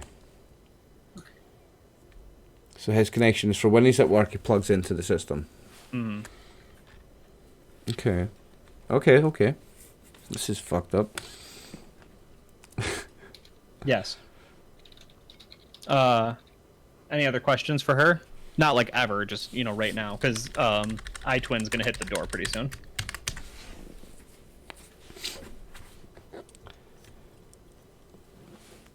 I want to know, like, what kind of money does this cost? Does this cost a lot of money for these upgrades? Yeah, and she shakes her head, says, "No, that's so. The calling, supposedly," and she cracks a smile. She goes, "Elves only. When it draws you back home to the ancestor lands, they return with blessing." Okay, so at this point, I'll pull my hair back a little bit over my ear to expose my, like, slightly pointed ears and say, Yeah. what about half-elves? I'm part elf. Yeah, and she smiles and she goes, "No wonder you could stand that drink. Oh, you little sneak!" And she puts a finger right in your face. So yeah, what about me? Would I be able to have one of these if I wanted to, hypothetically? She goes, "Honestly, I don't know. I think probably. I don't know anyone who's gone to get one. The calling is a very personal and spiritual. You receive it, yes." Ah, okay. So if I receive the calling, then I'll know. Yeah. Yeah. Oh, supposedly. I'm sorry. Who confirms the calling? I don't think anyone. I don't know how they separate it. Right. We're not supposed to go into the ancestor lands unless we've heard the calling or for specific reasons, and yet more people are going now than ever. And Okay, so ideas are going off in my head about, like, faking the calling, like, straight away. Yeah. I heard the call. Yeah, I'm the big faker. That's what my character's kit is. Is a charlatan, so he's thinking about how he can. Right, okay. I'm an actor. Yeah. No, it's true. And if he does succeed at faking the calling, can we, as his companions, go with him, or are we banned from going inland? Yeah, it's a good question. Yes, that's what. Well, I'm gonna ask her. Does someone that gets the calling get to have companions? Yeah, she's like, "I don't know." She says, "Certainly I'm not a a keeper or a watcher or whatever they do on the shore, but I imagine non-elves have gone in before. I I'm think so it's all just curious. permission based. She goes, actually, and she turns her head, and like right as that's happening, you can see the door has just opened up, and I-Twin is there, looking hopeful. It's looking Right. hopeful. That's better Yeah, than I was yeah, expecting. I think he scans the bar, right? He doesn't see you at first, and he kind of, and he gets a little, he's Over here, lad. right. Hold your ladder up, then he'll see it. Wave the ladder. He'll recognize that. Yeah, and he turns and he looks up and he hustles on over. He's like, hey guys, oh man, the harpy, you came. Lad, we promised. We said we would. Now let us buy you a drink. So yeah, like let me do another 2 gold, Dave, and just buy another round for everybody in the place, okay? Yeah, I think this time there's, the first time people might have like nodded or looked your way, right, and smiled. This time there's like a yeah, right. There's a little cheer. There you go. Okay, I took 2 more gold from my character sheet in, so I'll buy another round for everybody and tip the bar. Is it the woman? Is she working at the bar? The owner woman that we spoke to, this yak. Yeah, seems to be the only person working. Okay, so I'll just tip her then. Yeah. So she'll take the coin happily. Cool. Okay. And she says, "Oh, little I-Twin, here you are, because your friend's here. Smart to bring him here. A lot of questions about your mission inland." And he just sort of looks. She shrugs, and she'll Rx. She refills your 1 drink out of her special bottle here. Okay, now does she fill hers as well? 'Cause she had the 2 glasses. I want to know what she does with the second glass here, actually. So when you drank, so there were 2 in front of her, right? She filled the first Yeah. one that was close to her. She filled the second one for you, and you cheersed it. Yeah. She was drinking from the bottle. She gave you that second drink. So I don't Okay. know if you took it or not. No, I did. But this time, does she fill up both? I want to know. Cause I want to No, she fills yours and starts to walk away. Okay, well- she gives you a little wink back. As she starts to walk away, I just like tap it on the counter and look at the other glass that's there. Yeah. Like gesture at the other glass because I'm wanting her to fill up the 2. Oh, just like, For my It's like, friend here. For my friend. yeah. She's like, I'm gonna have to put you to work, and she fills the bottle. Oh, so she fills the second glass, right? So Yeah, fills the second glass. Yep. okay, so I slide the second glass along to I-Twin. Yeah. Drink up, mate. He looks at her and he looks back at the drink. She's like, "You heard him." And he just like a loud gulp. I'm gonna roll for him. Let's see how he handles it. Yeah. So first we get him demoted, and now we might get him snockered. Oh, he makes it. He's okay. He doesn't kill it like RX does, but he makes it. Yeah. Nice, okay. He just complains a little. He's just like, great. So now he's had that nice strong drink, we can ask him a little bit about the calling and the... What was the Matrix called again? The Tangle. Yeah. So when I'm in, I don't even notice it, but I've seen. They've told me things. They can see what I see. It's like magic, but it's easier, cheaper. No one has to cast the whole time. Yo, Dusty, thanks for the bitties, bro. Dusty, check out, we've got a multi-stream. Where is it connected to? The whoever they were that showed up, security's gotten very different since they stopped just being posted. I used to know some people in security. I've been on the job for 6-7 months now with this upgrade, and it's just been very quiet. Everyone's just alone, and security's all different. There's got to be a room somewhere that has everything. The other, I didn't follow the end of the wire. So you don't know what's in the control room? No. All right, buddy. Okay, so tell me about the calling. What's the calling like? Yeah. All right, we're gonna learn something about Winnie right now. Are you ready, Brew? I'm ready. Okay. Is your religious like drive or bent, is it like because you were raised that way, because like shit got hard and it helped you through it, right? Do you feel the hand of your god like at your back, right? Is it the wind, beneath your wings kind of thing, right? Like what's your like religious bent? I mean, I would say that I'm like devout, but that I haven't necessarily felt like a presence. You know what I'm saying? Like I Mhm. grew up with it, I learned it. I'm trying to embody it, but haven't gotten like that affirmation yet that I'm on the Sure. right kind of thing. Okay. Do you feel like Winnie has seen other people who have at least professed to have that, right? That like steady hand of the maker at their side? Um, Even if it's a different religion, yeah, is she aware of people who are like I would say like fanatic, right? yeah, yeah, I would say so. I mean, I would think that like her mother was probably more so like the teacher of those things growing up, so she Mhm. probably had some experience that made it an important aspect of Winnie's life to teach her. Yeah. Okay.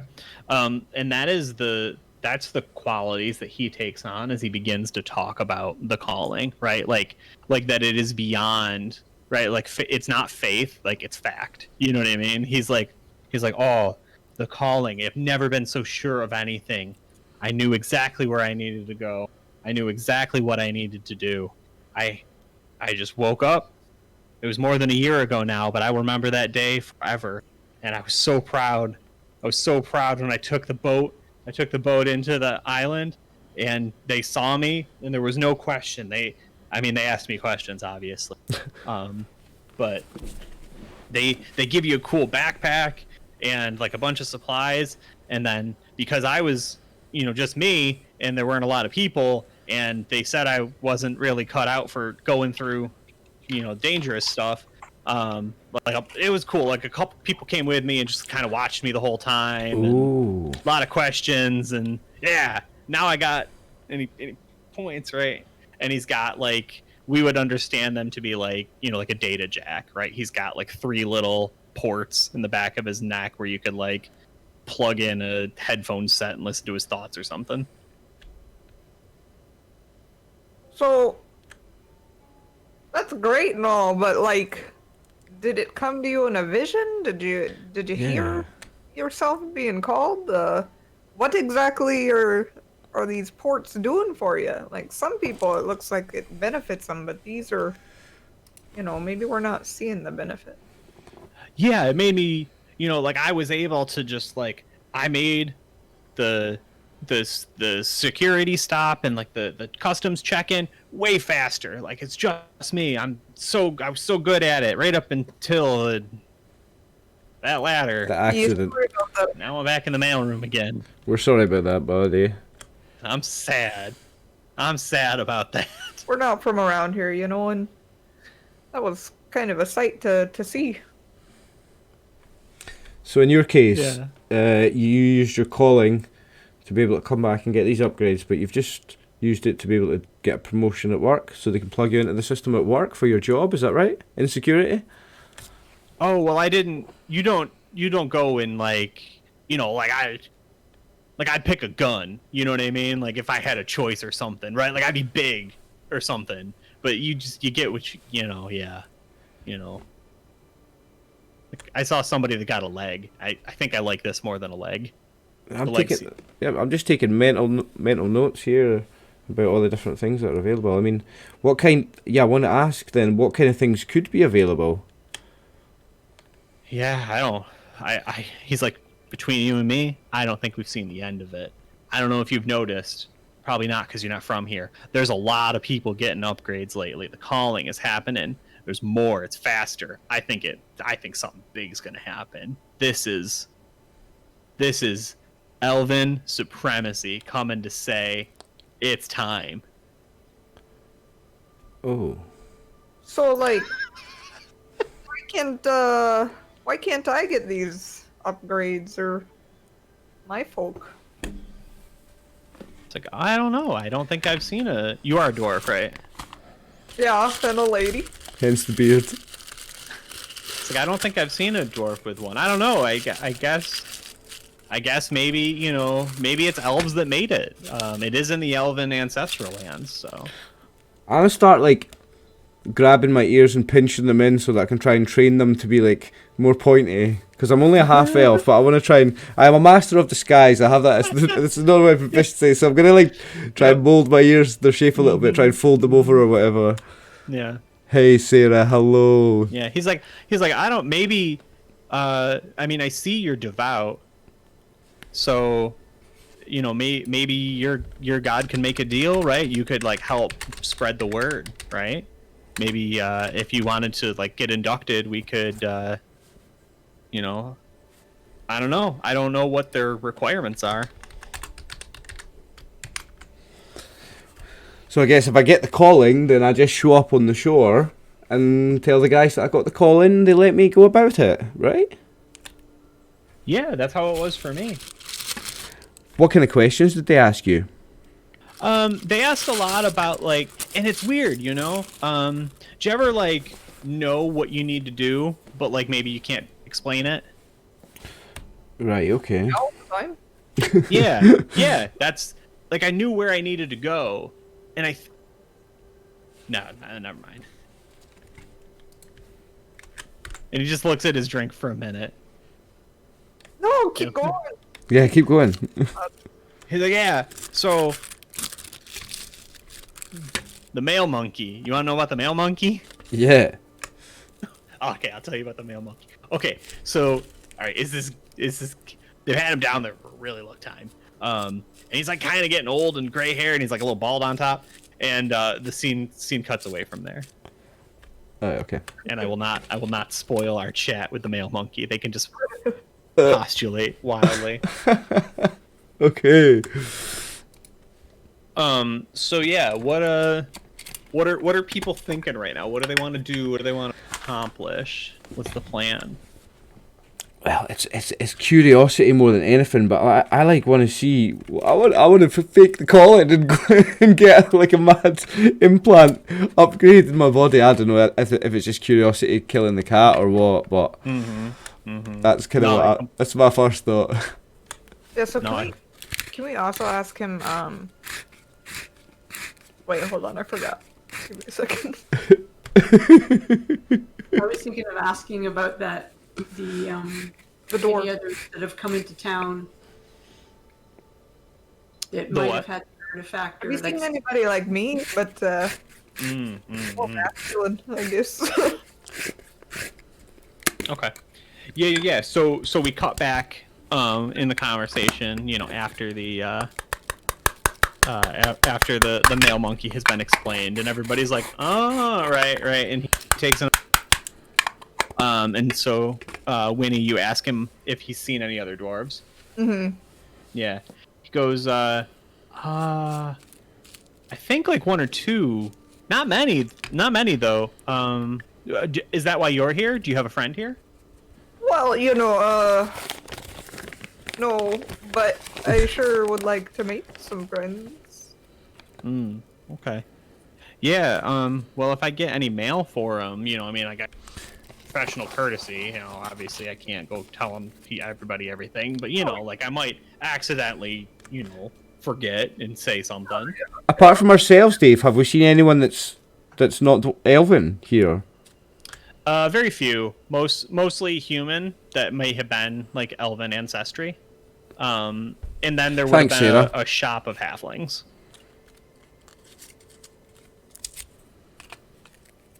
A shop of halflings? Yeah, like a shop ran by halflings. Ooh, what kind of shop? Potions. Potions and Ooh. alchemical reagents. See, I really don't have money to be buying anything, but I'm still curious about it. What do you think, guys? Do you want to go, like, having a look around and, like, talk to those guys? The shop run by halflings. I don't mind perusing, but I can't can't necessarily afford those things, you know. Would Twin be happy to come and join us just as a local that might be able to introduce us? Yeah, I mean, he nods. He says, "Yeah, we might be able to find like a little bit of food or something, but it's starting to get late, so a lot of places will close up. And I do work tomorrow, but when I get off, we might have a few more hours to work with." Sure. When do you normally get off? Well, because I'm back in the mail room, with Mailchimp, I'll be there early tomorrow. But then, so probably right around the time we left each other, which you would know to be about 4 p.m. But I haven't dialed in the exact Elven time zones yet. I think it's in 4 hours of 6.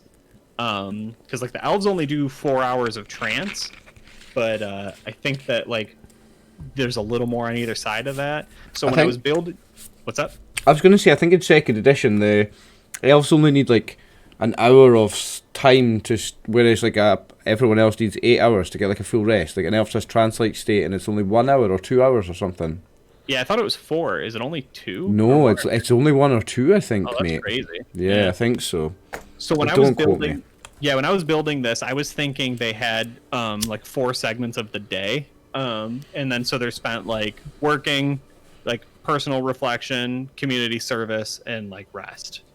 So it's like 4 hours or 6 hours to do whatever you want, 6 hours where you're working, 6 hours where you're making your community better, and 6 hours of sleeping. And the 6 hours of sleeping isn't exactly a full 6 hours, but it's the like shutdown time.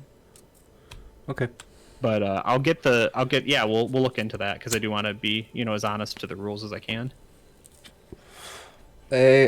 I'll have a quick look. Like I've got the book up. Yeah, because if they only do an hour, that's crazy. But it'll change kind of like the way they will definitely be open a little more. So where's this mail room at? Is it in the same building as the rail stop? It's an offshoot. Just because obviously a lot of mail is coming in from the Dwarven rail yard, so we deal a lot with that. But basically in the same complex. I'll be on the same island, at least for now. I think I'll get back up pretty quick. Sometimes I think they fire people or demote them just as like a show of force. Oh yeah, you got this, lad. You got it. Yeah, he nods. He smiles. He's like, I haven't been with the long O in the Elven, I don't know what to call that. Like out of game, I don't know what to call that because like it would be like it's two groups, right? And like they're not at odds or anything, but it's like the dwarves very much have their own system for doing things, but then like the elves like stop them, right? They're like, you can't take another foot, another step. You're on Elven lands. We're gonna take over this, right? So it's like. I don't know what that would be. Customs place that I've ever been through. You land in an airport, and the country that you're clearing customs owns that land, even if it's a different place. Like in Vancouver, U.S. Customs is U.S. land, even though it's in the middle of the Vancouver airport. Yeah, I just don't. I guess would it just fall into like the Elven government then, right, to handle that, or would they like outsource that into some sort of like building or process or team or something? Because like he doesn't work for the Long O, you know what I mean? Like he works for some Elven. He works for Customs and Immigration. Yeah, he works. Okay. Yeah, like that. He works for that department of the government, I guess. Okay, yeah. So I guess he's a government worker then. So I guess his answer is like, I haven't been with the Elven, customs for very long, and now I've obviously been transferred to mail, but the Long O has actually been I've always thought it was really cool, like. And he looks at you, Brew, and it's like he is drunk as shit, right? And he like puts his arm or his hand on your shoulder because COVID doesn't exist there. And he's like, dwarves are cool, Oh, thank you, my man. I mean, I don't know that you've seen too many of us, but I think we're pretty all right. He's like, he's like, okay, so don't tell anybody I told you this because it's a secret. He's like in your face. Wow, okay. He's like, so they didn't just wake up one day and lay down a railroad. You know what I mean? Like, that's impossible. So first they dug it out. Right. And they walked it. Right? And then they built it further, and then they excavated, they built it further, they excavated it, right? And then they had to bring a crew in to put the tracks and all the, like, the spinny bits, right? And everything. Yeah. So you're saying there's somebody here, but I haven't seen him, but I'm one of the only people that lets people in. Your friend knows about the old dwarven roads. Whoa. Yeah. Your friend must be really patient or fast, because, like, you got here on a railroad, and how long did it take you?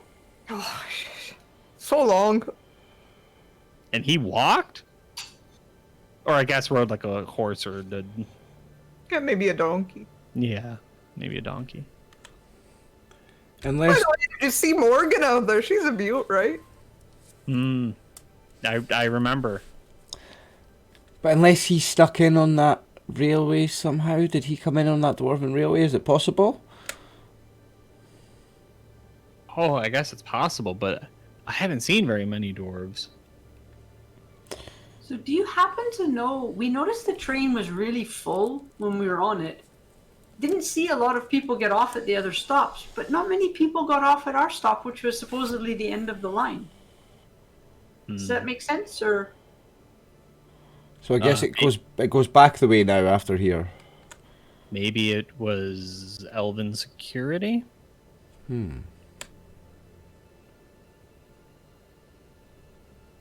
Curiouser and curiouser. So you've never seen anybody come off the train, go in a different direction that maybe we didn't notice? Oh, well. And, like, he's like in his seat, right? Like, moving to try and keep the world from spinning, you know? And he's like, I just wouldn't put anything past. And he, like, side eyes. He's like, sorry, the dwarves are very clever. There's a lot of We are. secret. Yeah. I'm gonna pour some water into his cup. Just trying to slow him down a little bit. I'm going to say to him, but like, how good? I mean, you got sacked from your job as security the first time you met us. I mean, how good a security officer were you? I mean, do you see everything? Are you omnipotent? Do you really see everything that comes through, or could someone have slipped through? Yeah, he's good. He starts laughing. He's like, "No, I'm not good." At the exact same time he's saying that. He's like, "But that was the point, that that they could review it." And sure. So potentially, whoever this guy is that's got this artifact could have snuck through on the railway. Oh fuck! Do you think they're like making me not see things? I mean, we're speculating. I don't know. That's weird. I don't like that. Maybe I don't want this thing. God. Well, No. if you're called to do it, I mean, I don't think you give it back. No, probably not, but it's not going to do me much good in the mail. So. Has anybody ever given something back? I don't think so. I think usually just you use it until you die. Oh, okay. I'm really curious about it. I really could want to get one, I think. I don't know what I want to get yet, but I really want something, I think. Yeah, so tell me, do you guys have stuff for, like, agriculture, too? I mean, I've seen all kinds. You know, really, it's just it improves the person, right? Or maybe like sets them on a path, or maybe one that they didn't know. That was kind of what it was like for me. I see. You know, so if you had a hand that could like spray water, that'd be cool. You could like water a field. Oh, I guess you could just use your mouth, and then he just like is hanging over his glass, and he's like, bleh. He just really slowly spits. Yeah, it's kind of gross, but he's This guy's really drunk, right? Yeah. Oh, okay. But what about, so like an extra arm, extra arms? Is that possible? Like a man could have 4 arms? Yeah, he turns and looks up. And he's like, I only saw that once. It was a third arm, and it came out of back here, and it had a big. Yeah, it was. I didn't want to get grabbed by it. Oh. I'm gonna flag down Yak. Mm-hmm. Kinda ask if she's got any, like, bread, like, signal to her, like, food. Yeah. I mean, she's definitely got something, but they don't really do much in the way of actual food. So I don't know, like... Okay, sober him up. Like, she might have coffee. Are peanuts elven enough? Pretzels, maybe? Maybe it's pretzels. Pretzels might be good. Oh, I like me a good pretzel. I'll have one, too. Yeah, I think pretzels is the right move, yeah. I She's really like pretzels, too, so... Yeah, she, like, taps iTwin on the back, and she's like, I think... Yeah, she's like, here you go, right? She puts some pretzels down for the table, and they're decent. They're not like amazing, but they're decent, and they're soft though, which is nice. These are great, Yak. Thank you. Well, thank you, Yak. Thank you. Yeah, she nods, she pats him on the back. She's like, I think that you did a great job tonight, and you're gonna regret it tomorrow. And she just walks away. Okay. I was thinking maybe we could ask about some coffee for the guy as well, if he really needs sobering up badly. Mm. I mean, it depends how messy he is. Yeah, I think that she can probably do that. I don't think that's an issue. Okay, I'll ask for some coffee for the man then. Yeah. This guy's getting like an 8-course meal over here. I know, he's getting treated. All right. Any other questions for him or Yak? Anything you want to do, or do we want to cut to? Are you guys interested in like chasing down the whatever exists of the late market, or do you want to just hit it early tomorrow? Also, we're gonna need a place to stay. Yeah. Yeah, we need to get a room. And we might be here for a while, so... Are we gonna meet him back here tomorrow, or...?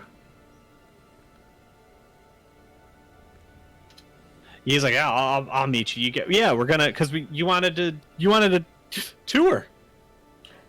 Yeah, absolutely. And I mean, if you do come across anybody that looks like me, I'd love to know about it. And I just don't know how you'd get in contact with us if we didn't have a room or something, you know. Oh yeah, that makes. So I guess we'll just meet back here. Throws his hands around. Yak slides on over, and she places. I don't know that it would be like a business card, but I can't think of what else it would be, right? So I guess it would just, be something between, a business card and like just a scrap piece of paper, right? But it has 12 golden geese written on it, and then like, walk, left out of the bar, turn when you see, right, like the directions to an inn. Yeah, house with the orange house with the 3 windows. You know what I mean? Like, yeah, it's like very, very traveled this path. Yeah.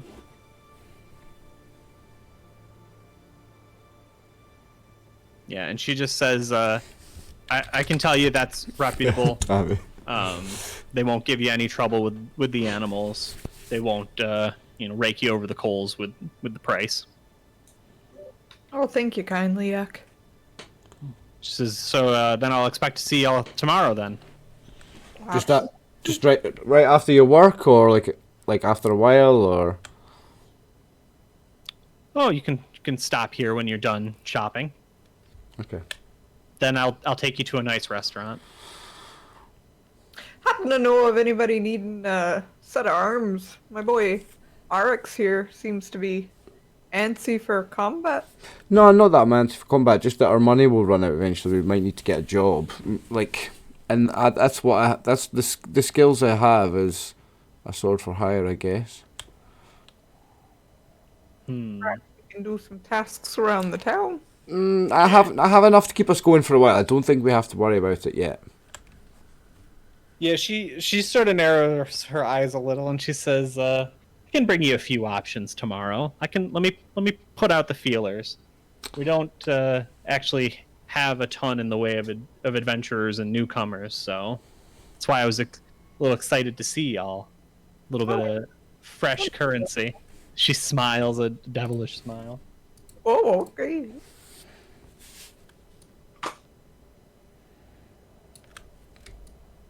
Well, How big is this island, by the way? Goes, so I think, don't quote me on this because I want to sit down and build it better, but I think you guys would have come off the Dwarven Long Island, right, and gone onto this one here. The bigger one? Yeah, yep. So that one? This one, yeah. Cool. Yeah, so I think that's where you are right now.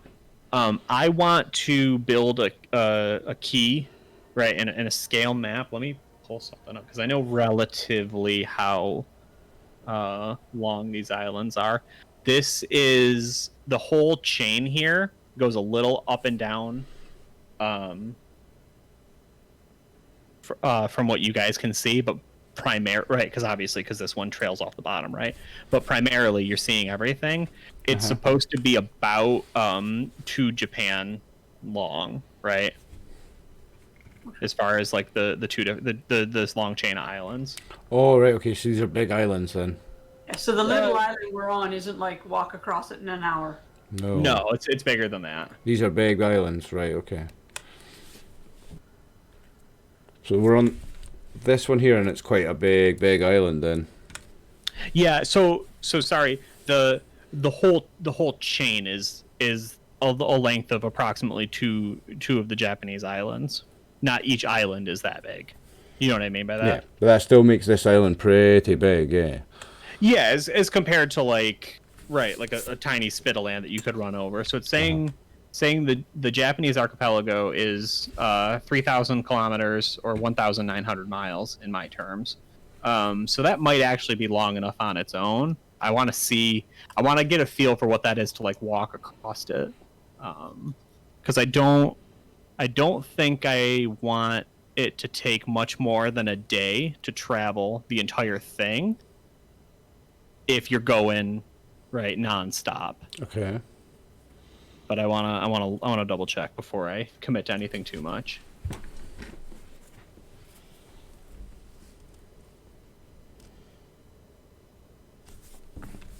Any other? Sorry. I was just gonna say your maps are so much nicer than mine, man. I love it. Yeah, it needs a little sprucing up, but it was fun to do. It's something that I really enjoy doing. Nah, it's a thing of beauty, mate. Yeah. Any other questions, thoughts, things you want to do either with Yak or with iTwin? I mean, I'm just a little bit worried that he's going to be okay to go to his work tomorrow, so I just want to try and make sure he gets sobered up a little bit. Sure. we could I always. think. Do you? Oh, sorry. I was just gonna say we could always offer to wake him up. Wake him up in the morning. I was just gonna say, you have someone who can just take a heal check, right? Or you have an actual cleric with you if you guys want to like make sure, right, that he's not too. So, are you saying by casting Cure Disease or by casting Cure Light Wounds or something, she can knock off a hangover? Yeah, I would say a medicine check, a successful medicine check, right, would alleviate the worst of the concerns. I think, That's yeah, just like truth, a remove Annie. poison, right, would literally just like cure instantly. Alcohol. I guess a hangover is just alcohol poisoning, so In the strictest, weirdest sense. yeah, innit? So Cure Poison would be the effective spell. Poison until later, I think. Yeah, I think it's a level up. Yeah, that's fair. You may not have it, and even if you did, it might not be prepared. But a medicine check is enough to like, you snuck him some water, but you can like medicine check, be like, hey, actually, like, good luck on your next day. Let's all drink. You know what I mean? And like trick him into drinking more water, or right, whatever. Slip him wear some wet wool socks kind of thing. So I don't have any kind of healing non-weapon proficiency. Brew, does your character have that? Does I Winifred have? Sorry. I have a healing proficiency.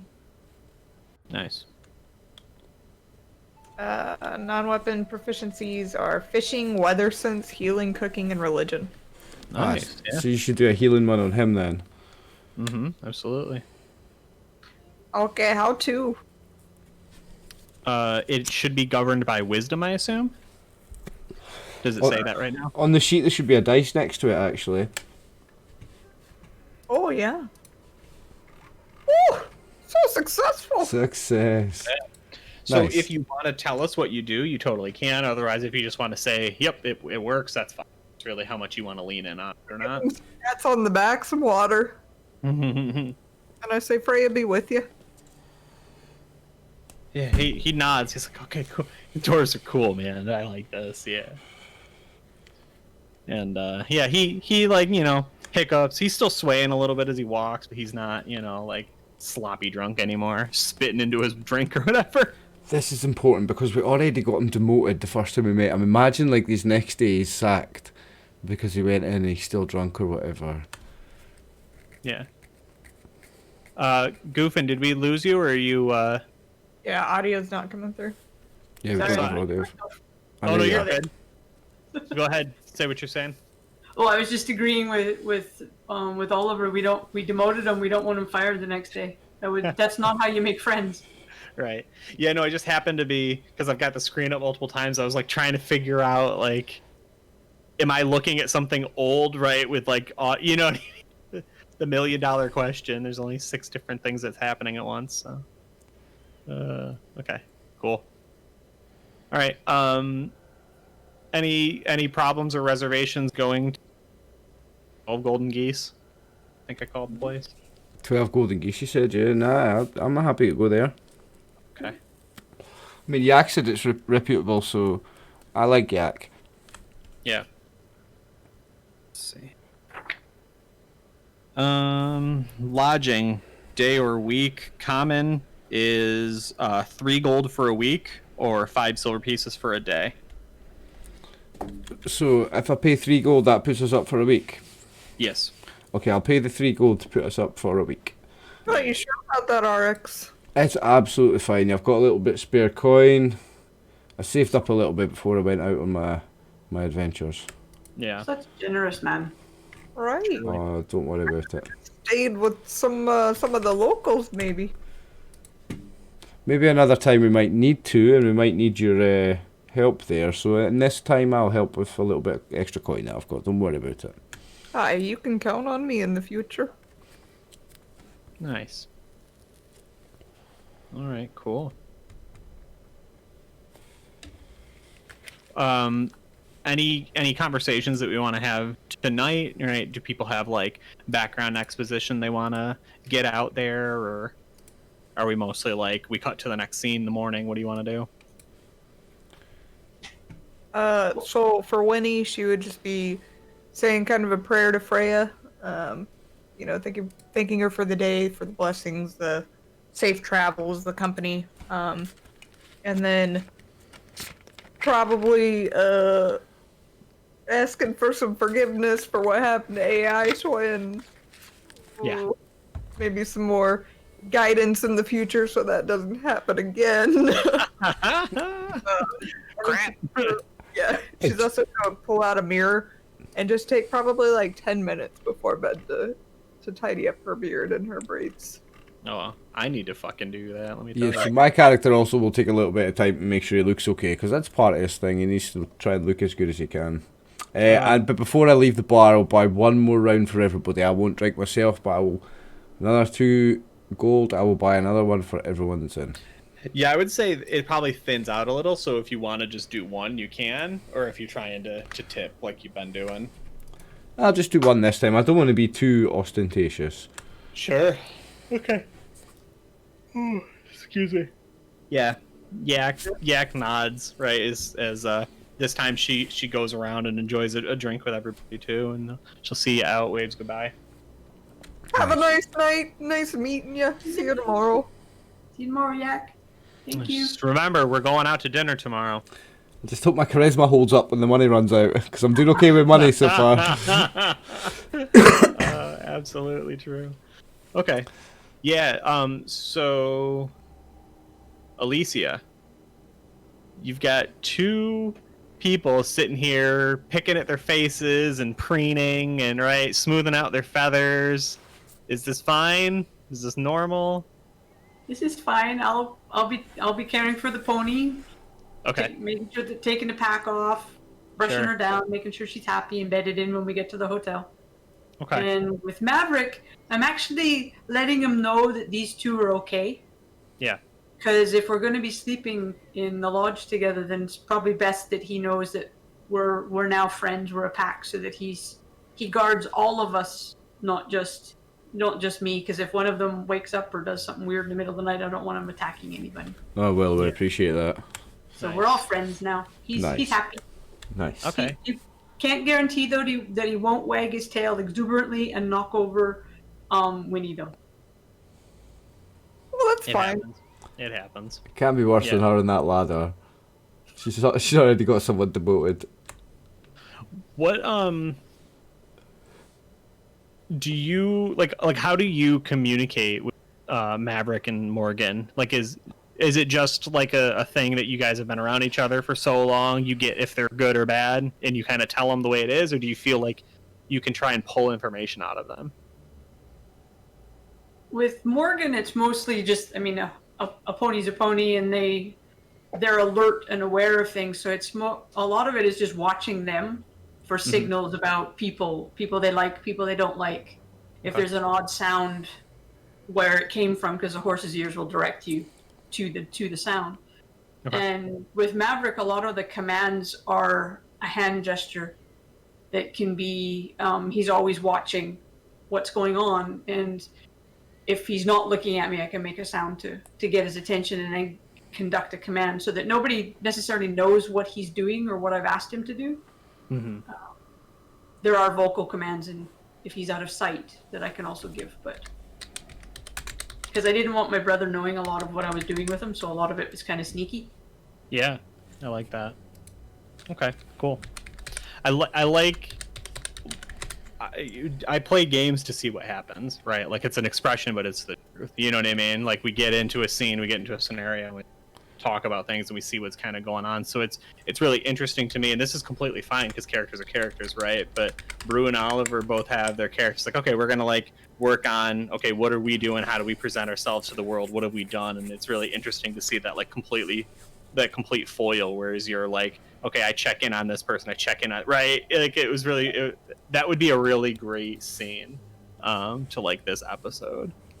Well, they're my family, so I have to take care of the animals, and yeah, no, we've I definitely raise them learned. like the kids. Yeah, we've learned a lot about everyone. That a lot. So I want to snap back up to Winifred. You have, in my opinion, you have not done anything that has like upset your god, right? Like you're a little curious, but you didn't pull the wires. You know what I mean? I am curious though, like, do you like lay it out? Do you lay the prayers on extra thick tonight or anything, or are you just like, and also I'm sorry, poor little. No, I'm gonna lay him on extra thick. That was pretty shit-tacular what we did to him. Thank goodness we didn't kill him or kill somebody else, but Yeah. Okay. Cool. Because like I really want to. I want you to roll a D100. I want to see if you can get a 5 or lower, which is just 5 times your cleric level. We'll probably do this a couple times. I don't know that it'll happen every night. Good luck. Just out of reach. Freya, where are you? Yeah. So I don't think you feel the guiding hand of Freya tonight. But I do think that like you tell me, but I would think you feel good about it, right? Like you don't feel this heavy weight, right? Like you feel like you're like, I was right on those prayers, right? I said everything I needed to, like the incense burned right, you know what I mean? Like whatever it was, it felt successful. Right, yep. I want to know if I get the calling tonight. I'll tell you what, we can roll, but it is currently not likely. Is it 1% chance? Is it? Yeah. Okay, Yeah, I want to know if I get. The calling up anyway. So Yeah. Here's the thing though. You can pick any number you want. I'm getting a made up calling, right? So I'm picking 00, right? Okay. 1D100 coming up. Oh, Oh, no way! God. Can you imagine? Imagine. And then it went away. Ah, that's unbelievable. I think you No have way.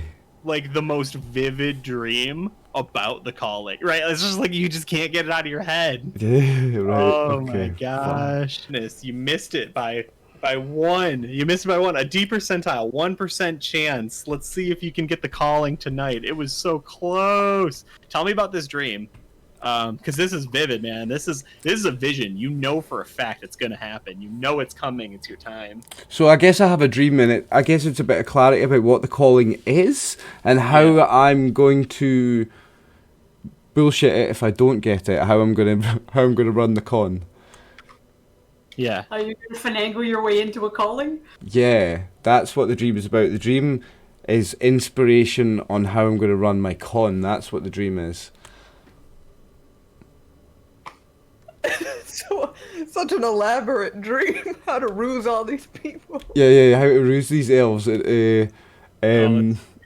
Believing that I've had the calling and that I can get to go out into this wilderness and then come back and get some cyber upgrades to my body. Yeah, that's what the dream is about. Okay, no, that's really cool. Man, I can't imagine if you would hit that 100. That would have literally been insane. I was like, well, I guess you do get the call. Like I'm not even supposed to get it, but I got it. Mm-hmm. Yeah. Okay, cool. So a good night for everyone, right? Freya's maybe forgiveness, right? You wake up feeling like really inspired. You're like, I think I know how to do this. I think I know how I'm gonna fake the calling. Let's get there. Let's do this, streamers. Rise and grind. Yep. I'm going to explain it to the guys as well. I'll explain the plan. Okay, what's the plan? Well, Yeah. Absolutely. so how much do I know then from this dream, Dave? I didn't get the call in, but I got a dream with some clarity about how I'm going to fake it. So you tell me, like, what am I feeling? Like, what's my idea? Sure. Well, I think it's very similar where you're like, you have that visceral like, I understand. Like you wake up and the first feeling is disappointment, right? This hole in your heart, and you're like, it's not real. But you're like, I think I can replicate that feeling now. You know what I mean? Yep. Because you wanted it so bad, and I think you can kind of draw on that desire. Yeah. And kind of like go after it like that. The only like real missing piece is I think because you spent a lot of time thinking about this is a really good role, and I know this will be fun. You have a sneaking suspicion that they asked questions not to test iTwin, but because they actually didn't know where they were going, right? If you remember, he said specifically a bunch of people came with him to keep him safe and protect him, but like he was leading, but he didn't even know that he was leading because like I just knew what I needed to do, right? So I think that's probably the part that you're stuck on right now is like you think that you're pretty crafty. You can probably bluff people into getting you onto the shore. Where the fuck are you gonna go after that? Yeah, that's the thing, because I don't have the call in. I don't know actually what I'm out there looking for. Yeah, I mean, and you're crafty. You know what I mean? Maybe that's the battle, right? It's just get out there. I'm pretty sure I can get out there though. Yeah, you're pretty confident that like you are better trained than most people at doing that thing. So I'd have a go at it anyway. I'd have a go at it. Yeah. But that's just a thought. That's an afterthought because we've got to try and find this mad dwarf guy with this artifact. Right. So for now, we're staying here, as far as I can tell. Yeah. All right. So the next morning we wake up and there's a couple things on everybody's mind, right? It's like, okay, forgiveness from Freya. We got a dwarf artifact hunter that we have to hunt down. Right. There's a potions seller somewhere around here. We'll check in on iTwin a little bit later. How do you even want to start organizing this? Anybody got like a specific thing they want to do, or we want to just kind of let it ride? Once again, tending to my beard in the Hmm. mirror for a few minutes. Yeah. Oh, And but- I've gone off and made sure that Maverick and Morgan are doing well. Gotta let Morgan do her thing and Maverick do his thing. Oh, absolutely. make toilet. I do believe she means toilet. Yeah, I'm trying to be polite about it. Yeah, you can be polite. You do you. Then I'll. Not that like, the dog had to go take a shit. Like, Yay!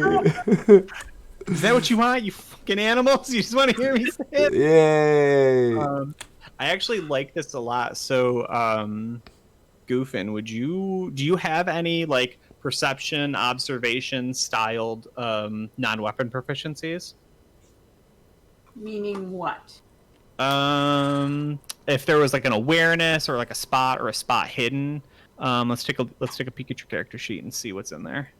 Blind fighting. Survival. Blind. There we go. I forgot names for a minute. Blind fighting and survival. That's what's in there. I think you're Yeah. thinking of like Animal handling, swimming, and endurance. alertness or something, aren't you? Yeah, a little bit, but like I don't mind trying to bend the rules a little. Like you guys don't get a ton of options, you know. Mm-hmm. I mean, I feel like blind fighting is pretty applicable. I couldn't fight blind, but Just do a perception check, and something like that sometimes works. Yeah. Because I've also been wondering how much Maverick can alert. Sure. Like I know what a real dog can alert to and what a horse can alert to, but I'm not sure how they play into this. Like when we were talking, it's like that's where I sort of said, well, Maverick's looking up like there's something weird going on.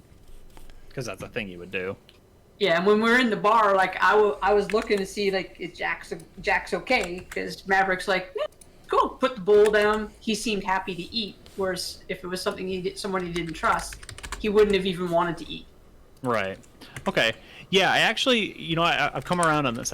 Survival or blind fight, either one is fine if you want to go ahead and roll that. What are we rolling for? If you succeed, I'm going to give you some information. If you fail, you'll still see it, but you won't. Oh, sorry. Trying to mute. Do I roll next to that proficiency on the character sheet? I think on the character sheet, if you're looking at the stream, I'm not sure. All the way at the end on the right, there's a little die. There's a little symbol there. You should Blind- just be able to click that. Blind fighting won't have a dice. Both of Oh, okay. Yeah, survival didn't roll either. Oh, yeah, it did. Yeah, it did. Okay, the There you survival go, will roll. success. Nice. Okay. Cool. wait, wouldn't that just be an auto success? Because she has to be less than a 20 on a D. Oh, does it not have anything tied in there? Ah, yeah, you've not got the roll there. Oh, On the okay. sheet. I see it. Yeah. What? Survival is against. I'll look. I assume wisdom. I'll just be a moment. Proficiencies.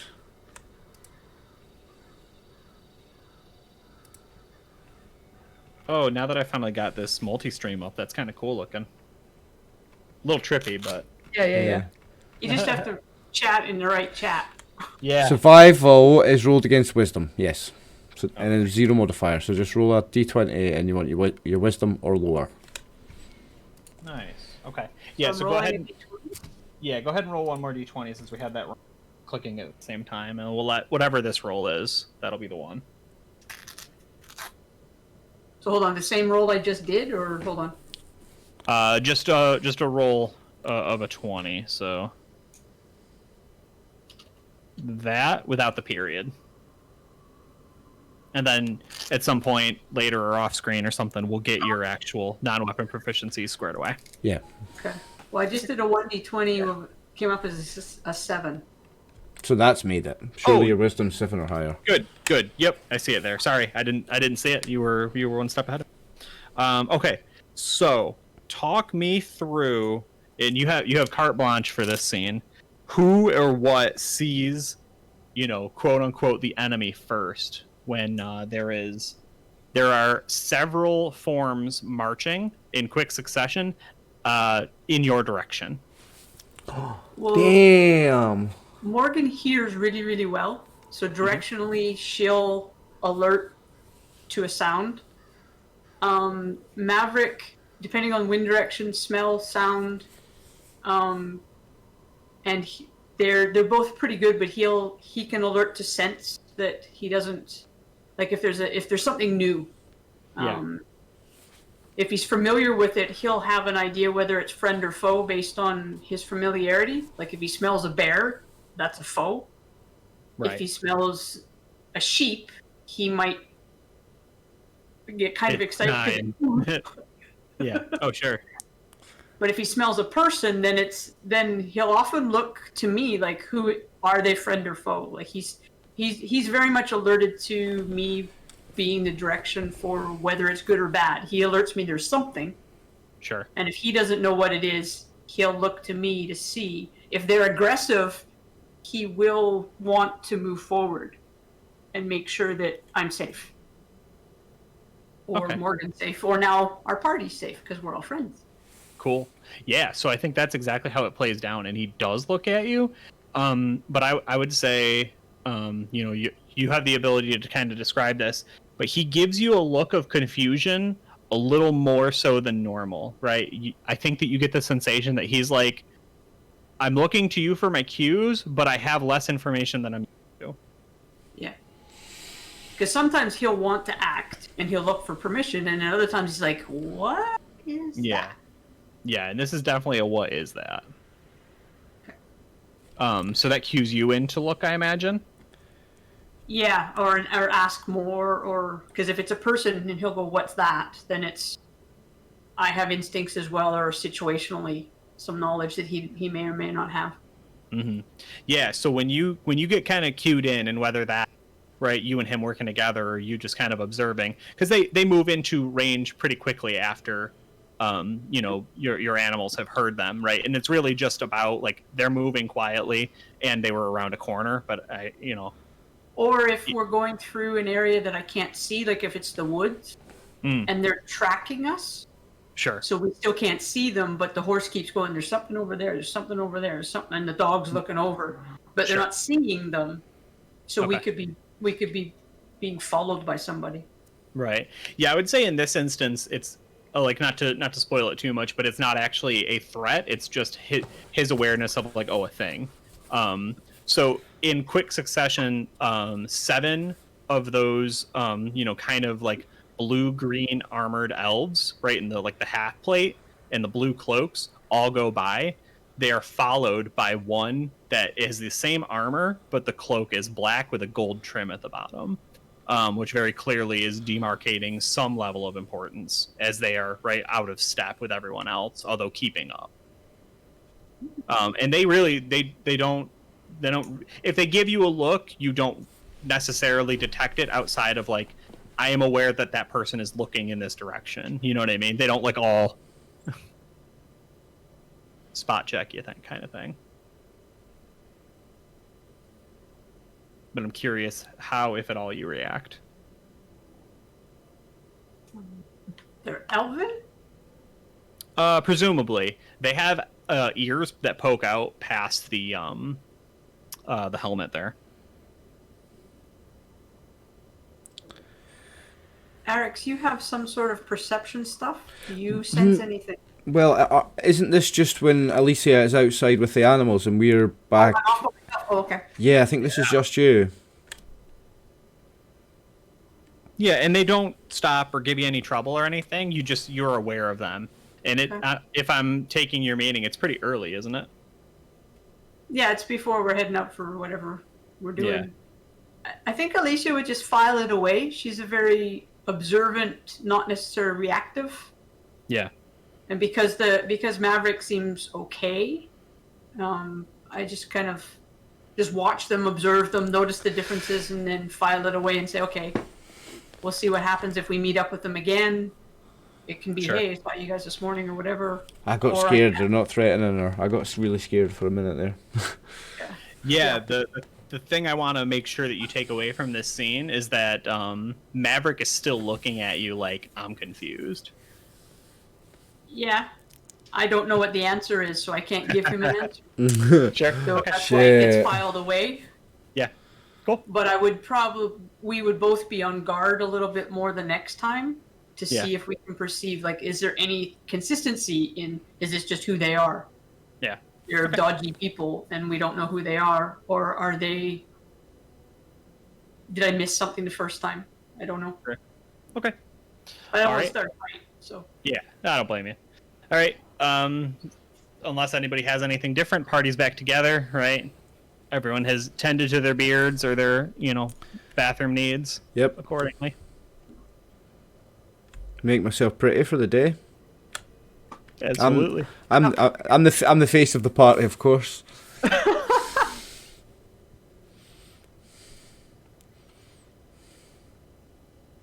Where to? I think you wanted to go to the potion shop, right?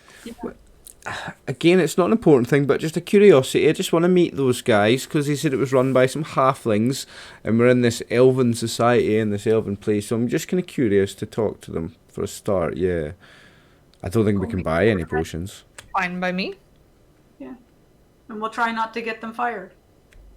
Yeah, let's be careful that we don't lose anyone their jobs today, guys. Yeah. Any wires, I'm not pulling them. I'll leave the ladder outside. Yeah, leave the ladder outside the shop. That's a good idea. They've probably got their halflings. They've probably got their own ladders inside the shop already. Right thinking. Well, at some point or other, I thought maybe trying to strap the ladder to Morgan. Battering ram? Oh yeah, we could. Just to carry, so she can carry it. You could use it for extra carrying because you could hang things from it, and you could have things all the way along it hanging. Nice. Oh, I don't want to hurt her back or anything, Well, she has a strong little pony. I mean, if you insist, we can. Has anyone ever played Buckaroo? Do you remember Buckaroo? No. Never played. Oh, maybe it's a British thing. So it's a kid's board game, but it's not a board game. It's a horse, right? Or a donkey actually it is, and you've got to stack all these items on it, and it's I don't know if there is a ladder, but there's a hat and a rope and all these items, and eventually it pops up and all the things go shooting off, and I'm just picturing this horse with this ladder and all these things strapped to it. Version of operation. When she spooks, just going all this shit. You guys hearing that rain? A little bit. Oh God, it's coming down. Is that what that is? It's big fat droplets bashing up against my window. It's killing me. Yeah, I hear that. That's mad. Yeah. I don't know how to mute it. Damn. I I want it. It's mate, it's extra ambience, extra atmosphere. It's scary. Yeah, with my Yeah. non-weapon proficiencies of weather sense, I definitely heard the rain. Yeah, that's true. I definitely did. I wish you'd given me a little warning. Damn. Sorry. That's okay. All right. So potion shop to the morning market. So probably because it's 6 p.m. my time and I'm getting hungry. What's the street food situation like? What's people? What are you eating, guys? Snacks. Yeah, I we want getting you're getting some rice, right? And curry, or we putting an egg on it, or what's going on? Oh, well, we'll see what the situation is with the street food, yeah, because I'm interested in mingling with the people and just hearing the conversations and. Mm-hmm. Yeah. Anybody got any special requests for breakfast, or you mostly just we hand wave it and people eat, life goes on? I mean, if you don't got the Lucky Charms, but no, I'll take some oatmeal. Okay, yeah, classic. What's breakfast for a barbarian tribe member like? Meat. Steak. Yeah, that makes sense. Bloody. Is that Meat with Is a that- little raw on the side for Maverick. Yeah, I was gonna say, is that last night's dinner becomes breakfast, or is that stuff that's been roasting or jerky? Anything that is edible. I'm not Yeah. fussy. I've been on the road a while, so Sure. I've learned to eat well when I can and scrimp what I can't. Yeah. Okay. Cool. All right, and then for you, Rx, what's What if- this like? Whatever street food is available, so, if there's someone roasting an animal or whatever, I'll get a bit of that, or whatever's going, we're in Sure. you say we're in a market part of town, so there must be some street food. I want to just eat Oh yeah. whatever's going, yeah. Yeah, I was gonna say, like, they're definitely gonna have. I read about this one time. I have never had it.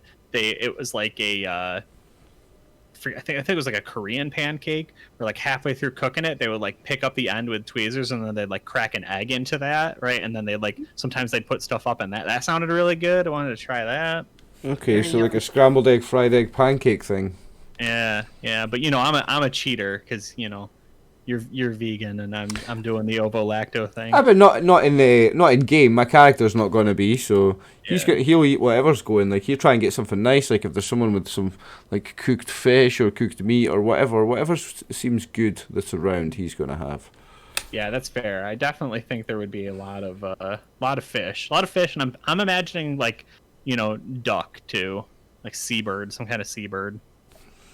Whatever seems to be the local delicacy, he's going to go for. Like, Yeah. Okay. Yeah, I like that. I'm thinking. Yeah, I'm thinking like maybe that pancake with like a little fish too.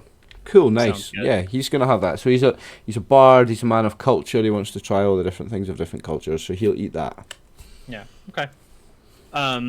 Making your way over to the like the potion shop. It actually, when you reach it, you can see that it has like a very like generic sort of feel. Like it's not a, it doesn't feel like a mom and pop shop. It looks like it rolled off the presses. Does that make sense? You mean like a chain store? Yeah, it feels like a chain store. Yeah. Okay, And a it franchise. Yeah, it says in big wood burned letters, the consortium.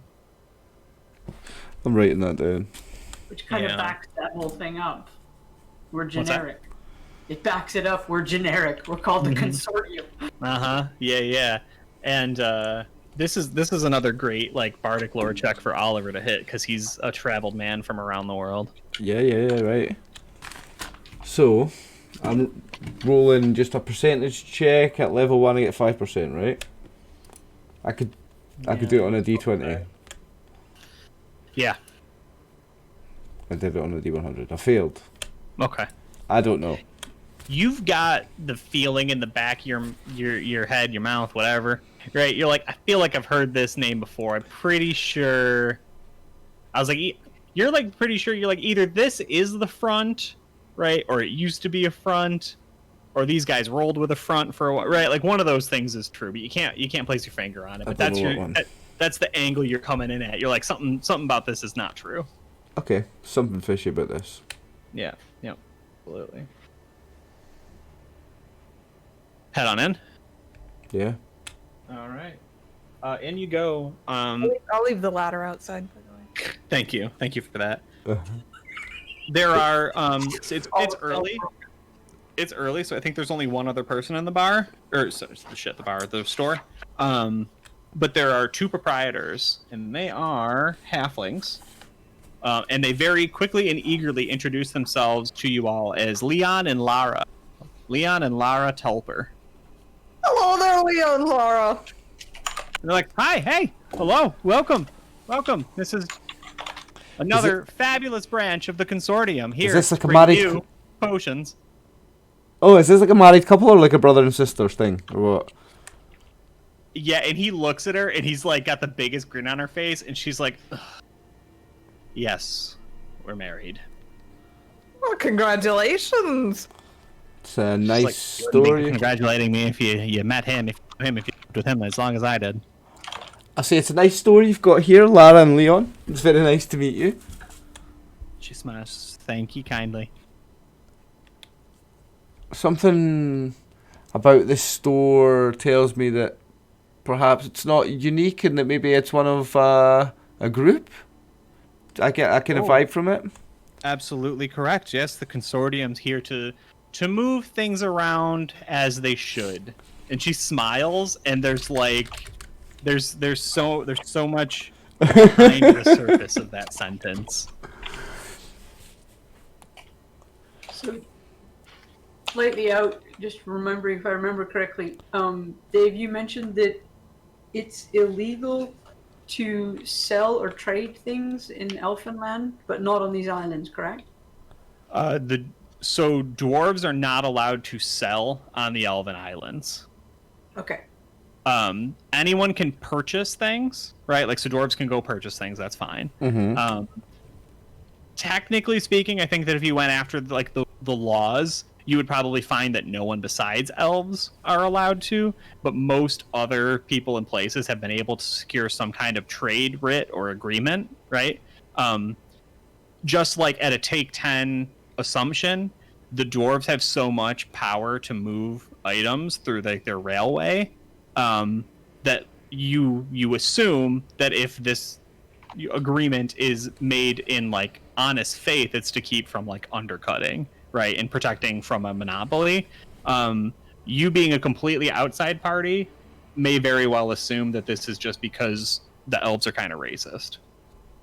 But so when they say move things as they should be moved, possibly dwarves could sell things here.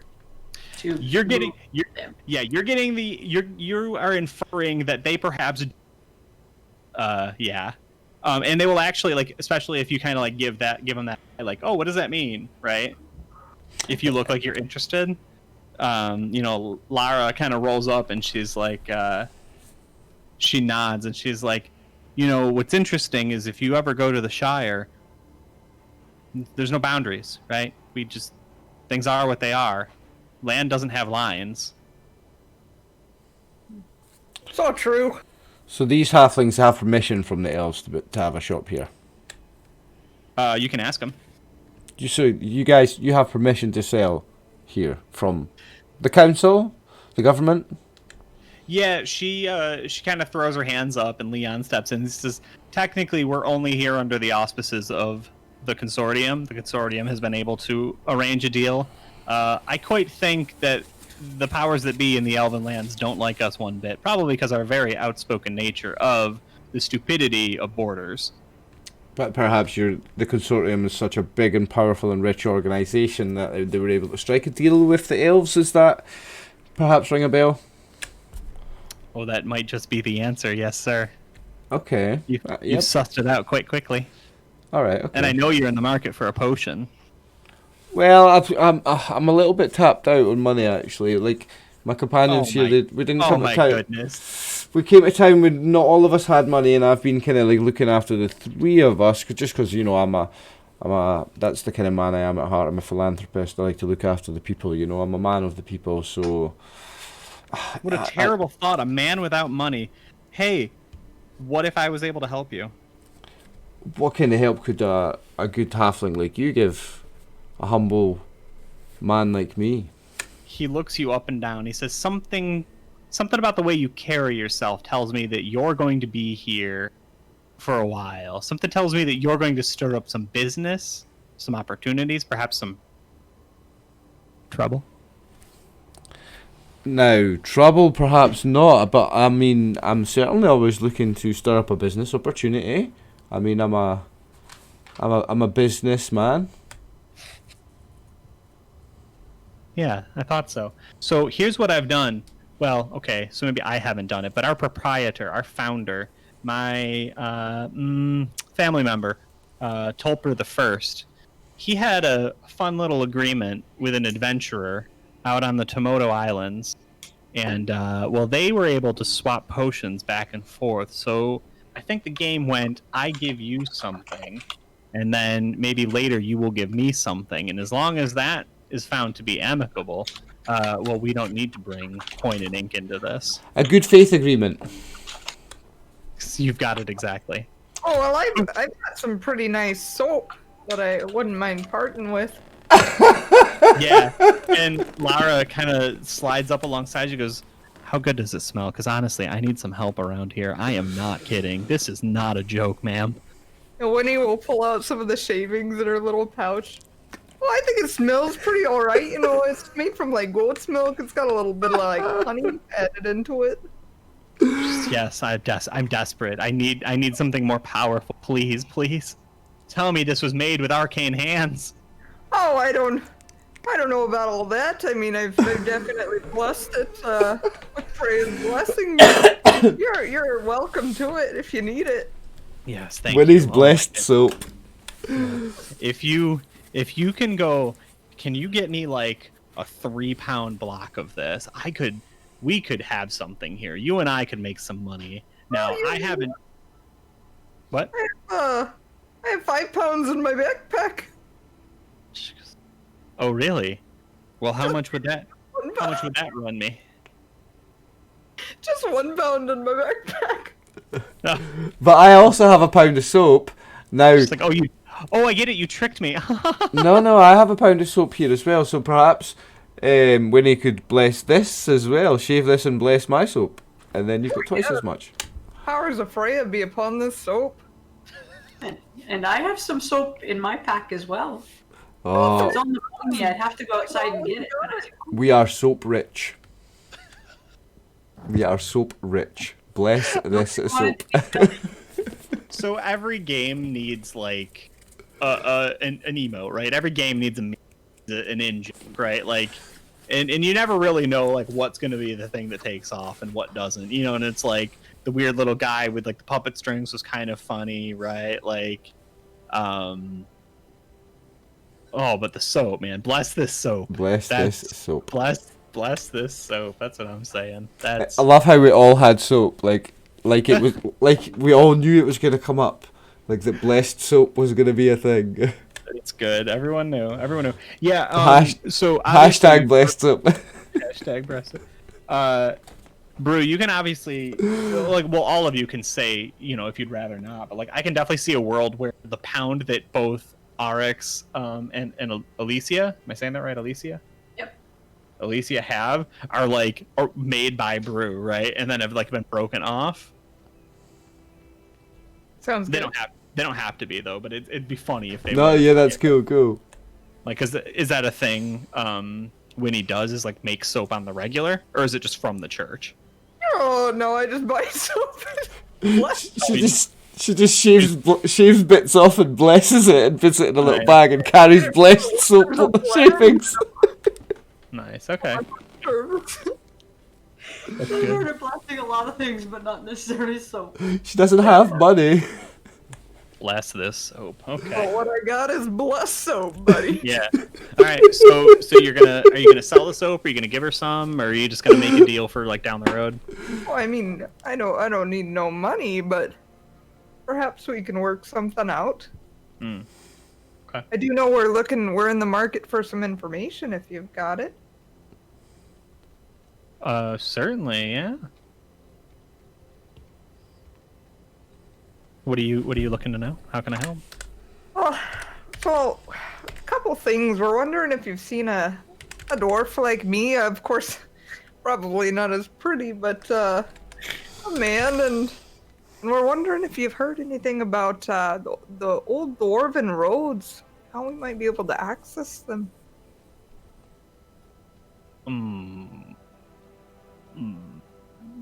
Just like come into the back room real quick. Yeah. Ooh.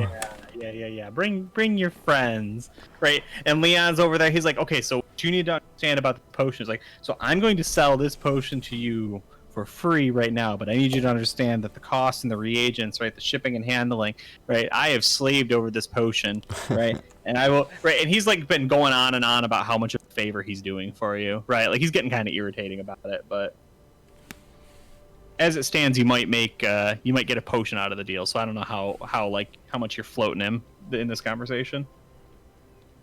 I mean, if I get a chance to weigh in on the conversation, I'll be turning on the charm, of course. Always. Okay. At its simplest, are you good with if he gives you a potion now, you owe him a potion later? Oh, absolutely. Yeah. I've got no qualms about taking that debt on. Okay. I'm not some paladin that'll be like, no, I'm not going to be indebted to you, sir. No, absolutely not. I'm like, yeah, I'll take that free potion. Yeah, fucking right, I'll pay you back, bro. 100%. Don't you worry about it. All right, so you're gonna roll a d6 first. We're going right off the magic item table. Sick. Good luck, me. All right. Roll the one. Okay. And then a d20, please. 20. Oh my god. Holy damn. Okay. Is that good on this table? It is DM's choice. Oh yeah! Come on, So, Dave, yeah. son. Happy birthday, Yes, Dave. it I is. love you, bro. We'll cut back to that scene in a second. He's like, okay, we have entered this bargain. You and I are in agreement.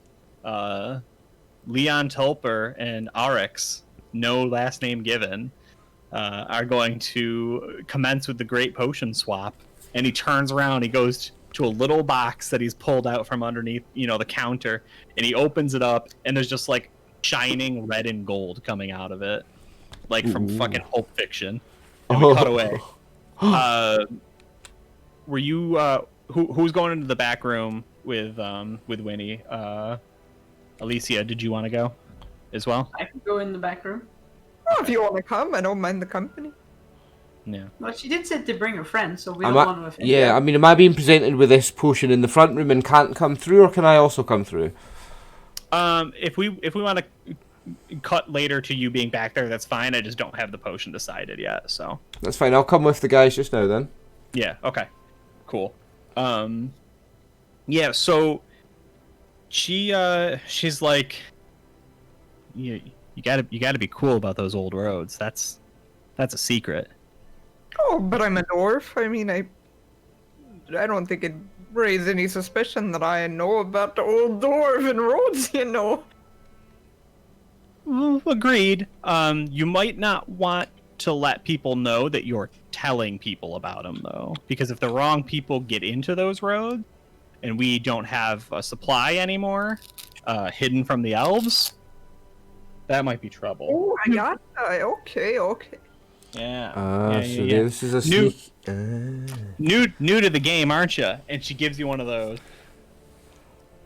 How'd you know? Yes, Oh, they're sneaky halflings. You liar! You little. Sneakies. Yes. Yeah, it's very very sneaky. But I'm getting a free potion, so I don't mind. Yeah. And they say another dwarf. I don't. Certainly a few dwarves over the last few months, but I don't remember anyone in particular. No one that stood out. No one like you. Did we lose someone? Do you know if he came by the way? Oh, I have reason to believe that he did. Yes. Very well. Well, if he didn't come up through, like the customs, there's a few passageways that lead further in. You could either sweep the road itself, it could take a while, or you can check some of the safe houses. I mean, I think we've got the time to spare too if we wanted to sweep the area, but we could start with the safe houses. What do you guys think? Well, I'll look at Winnie and say that you've got the most knowledge here. I think I want to let you you decide. We've got time for all of it. You will do all of it, but I think the safe house is definitely a place to start looking for sure. I'm 100% behind that. Rightio. I think then we can start with the safe houses if you want to be so kind as to tell us where they are, and we'll keep it on the. What did you say? The down low. The hush hush. Yeah, she tugs on her ear and she waggles the end of her pant leg, right?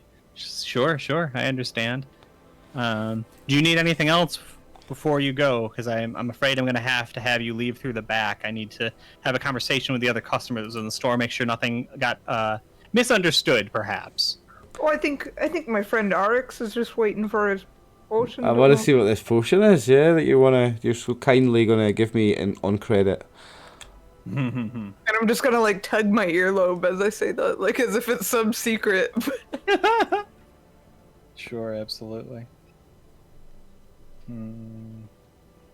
I love that. Yeah. In our first session, we've got someone demoted from their job, and I've got a tick bill in a shop already. It seems Credit in a store. And we've traded some bliss, so. That's right.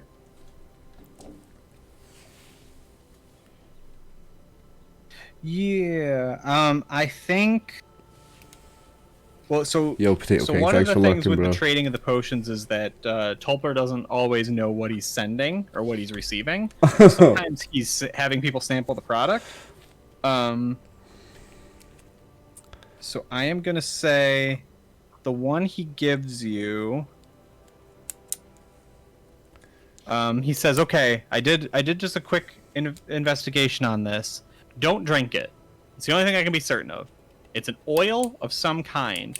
Now you're gonna want to take a minute, apply it onto like an inanimate object, or like a frog or something, maybe, right? Something that's not you, and kind of observe what happens. And then Okay. take notes, report back to me, because this was in a 4-pack, so I want to know what the rest of them do." Okay, so I will stand back into the center of the shop, and I will pull out a coin from Oh, my. not here. No. Okay, No. okay. You take that into some dead part of the town. You're going to the safe house? Take it to the safe house. That seems fine. Okay, so we're gonna investigate what this is later. Thank you for this mystery oil of something. Yeah, I would say it's fiery red. Ooh. Okay, and what kind of bottle? Like in a glass bottle or? Yeah. Like a real heavy bottomed, like with a cork stopper. Okay, I've added mystery oil to my character sheet. Mm-hmm. I wonder what happens if you. Maybe if we mix blessed soap with it, it's gonna be kind of like a Molotov. Oh, goodness. All You right. can make a blessed soap Molotov. Any other scenes, questions in the markets, or are you just cutting over to the safe house? I think we might need to replenish our soap. Yeah, we might need to buy some more soap Easy. if we're using it as currency. Yeah, if there's any like farmers around or something that I can maybe freeload some off of for like a blessing or two. Oh yeah, I like that. Yeah, they gotta, there's like a lot of sick goats that need some medicine checks. I Oh remember, yeah. I remember Bruce's character Kit. You're a peasant. What is it? A peasant something. Hero. Peasant hero. Yeah. So she gets like free room and board anywhere she goes from the peasants, don't you? So you can probably get free soap just by like asking for it. Right. Probably, but I don't want to impose and just take it from them. They're Yeah. Well, between Brew and Goofin, there's a lot of animal and healing expertise there. Well, let's go, Alicia. Let's go get some of that soap there by doing some good works for Freya.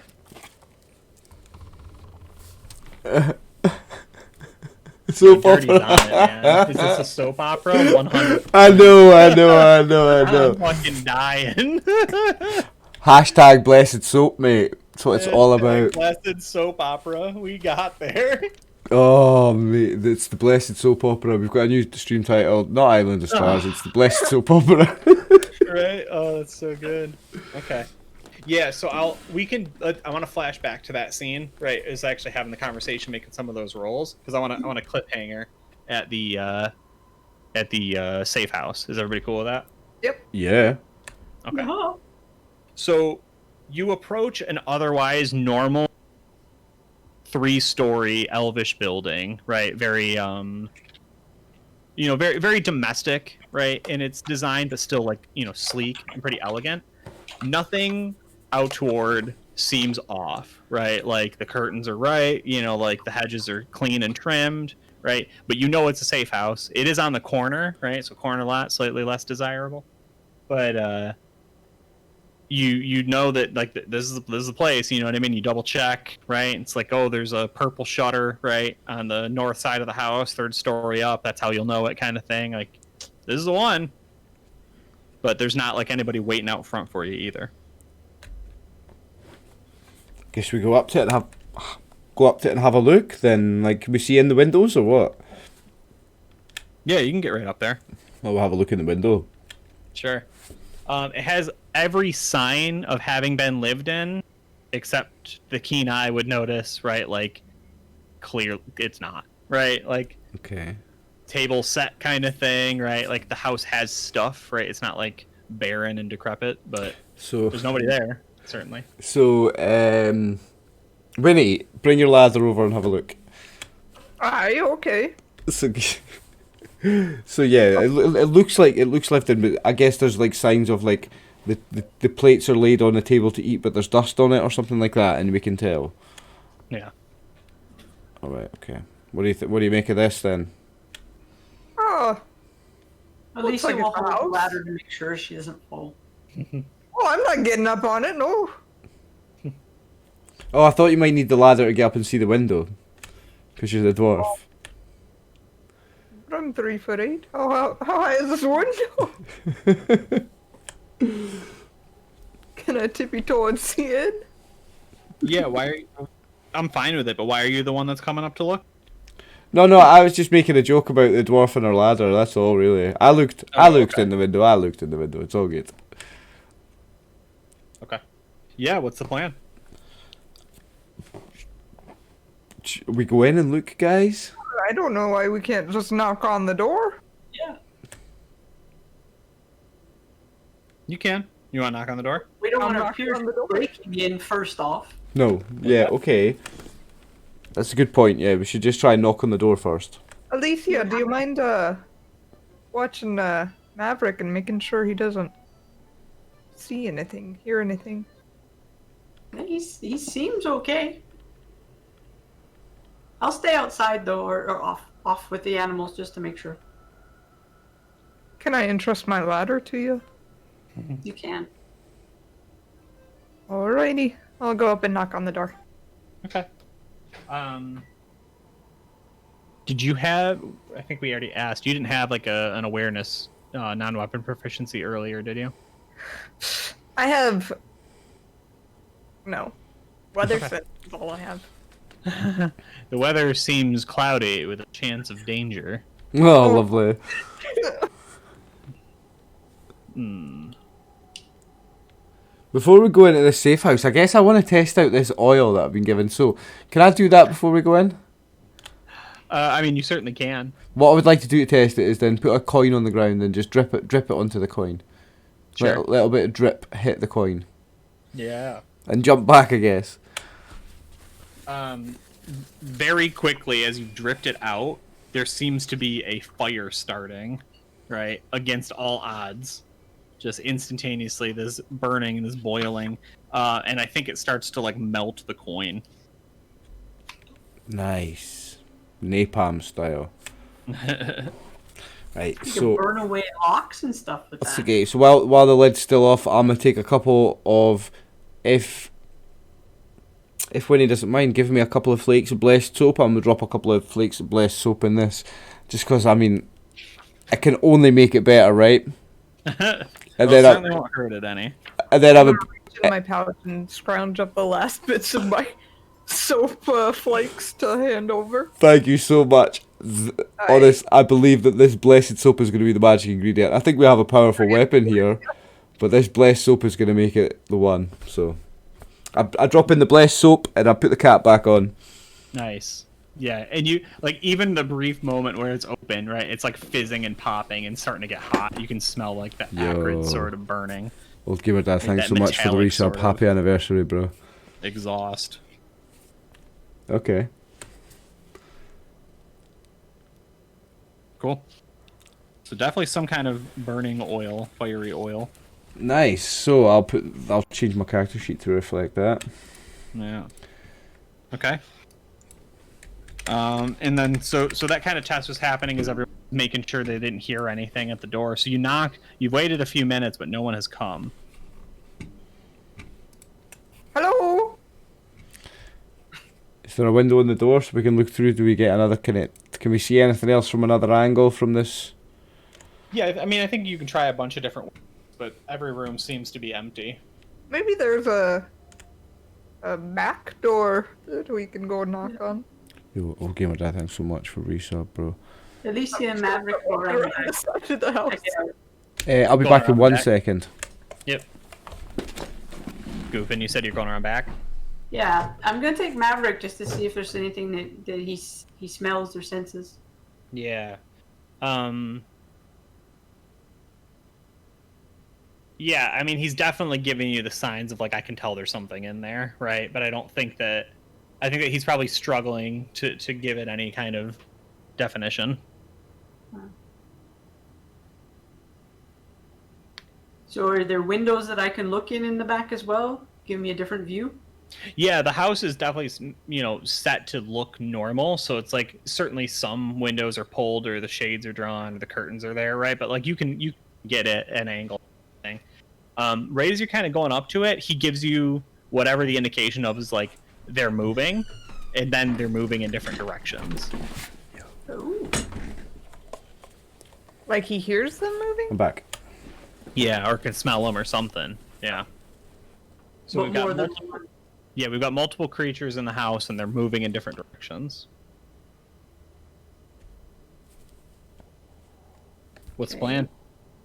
Alicia goes around to the other side. We had the front and the back. Let's cover all the sides. Sure. What kind of creatures are they? I'm not sure We yet. don't know. Maverick just alerted to something. Okay. Yeah. So checking out those windows. Anything else? Any sounds or? Yeah, I think then. Hold on, let me slide you over to a map because I just want to. This is going to be our cliffhanger. Oh, So- yes, puppet guy. Get out of here! Get out of here, you weirdo! Oh, I love Alright. Puppet Guy. Way out of the house too. Surprise. I twin. Hi, twin. No. So just real simply, right? Real simply, house, windows.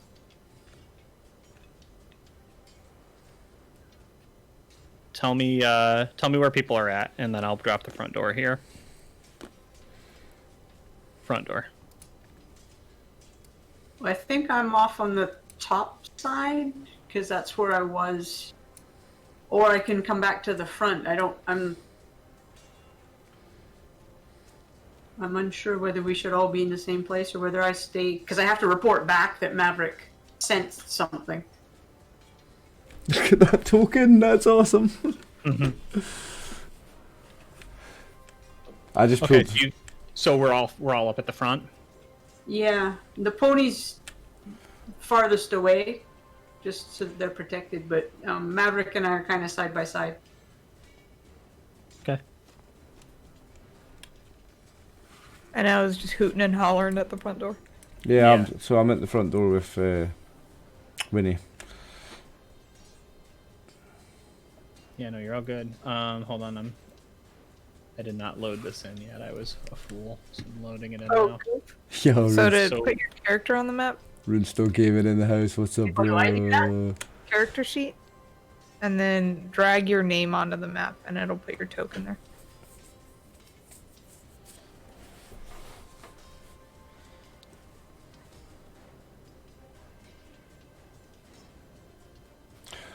Oh damn! What are these? So I'm gonna make them larger. They are not that large. It's just for There we go. visibility. Ooh.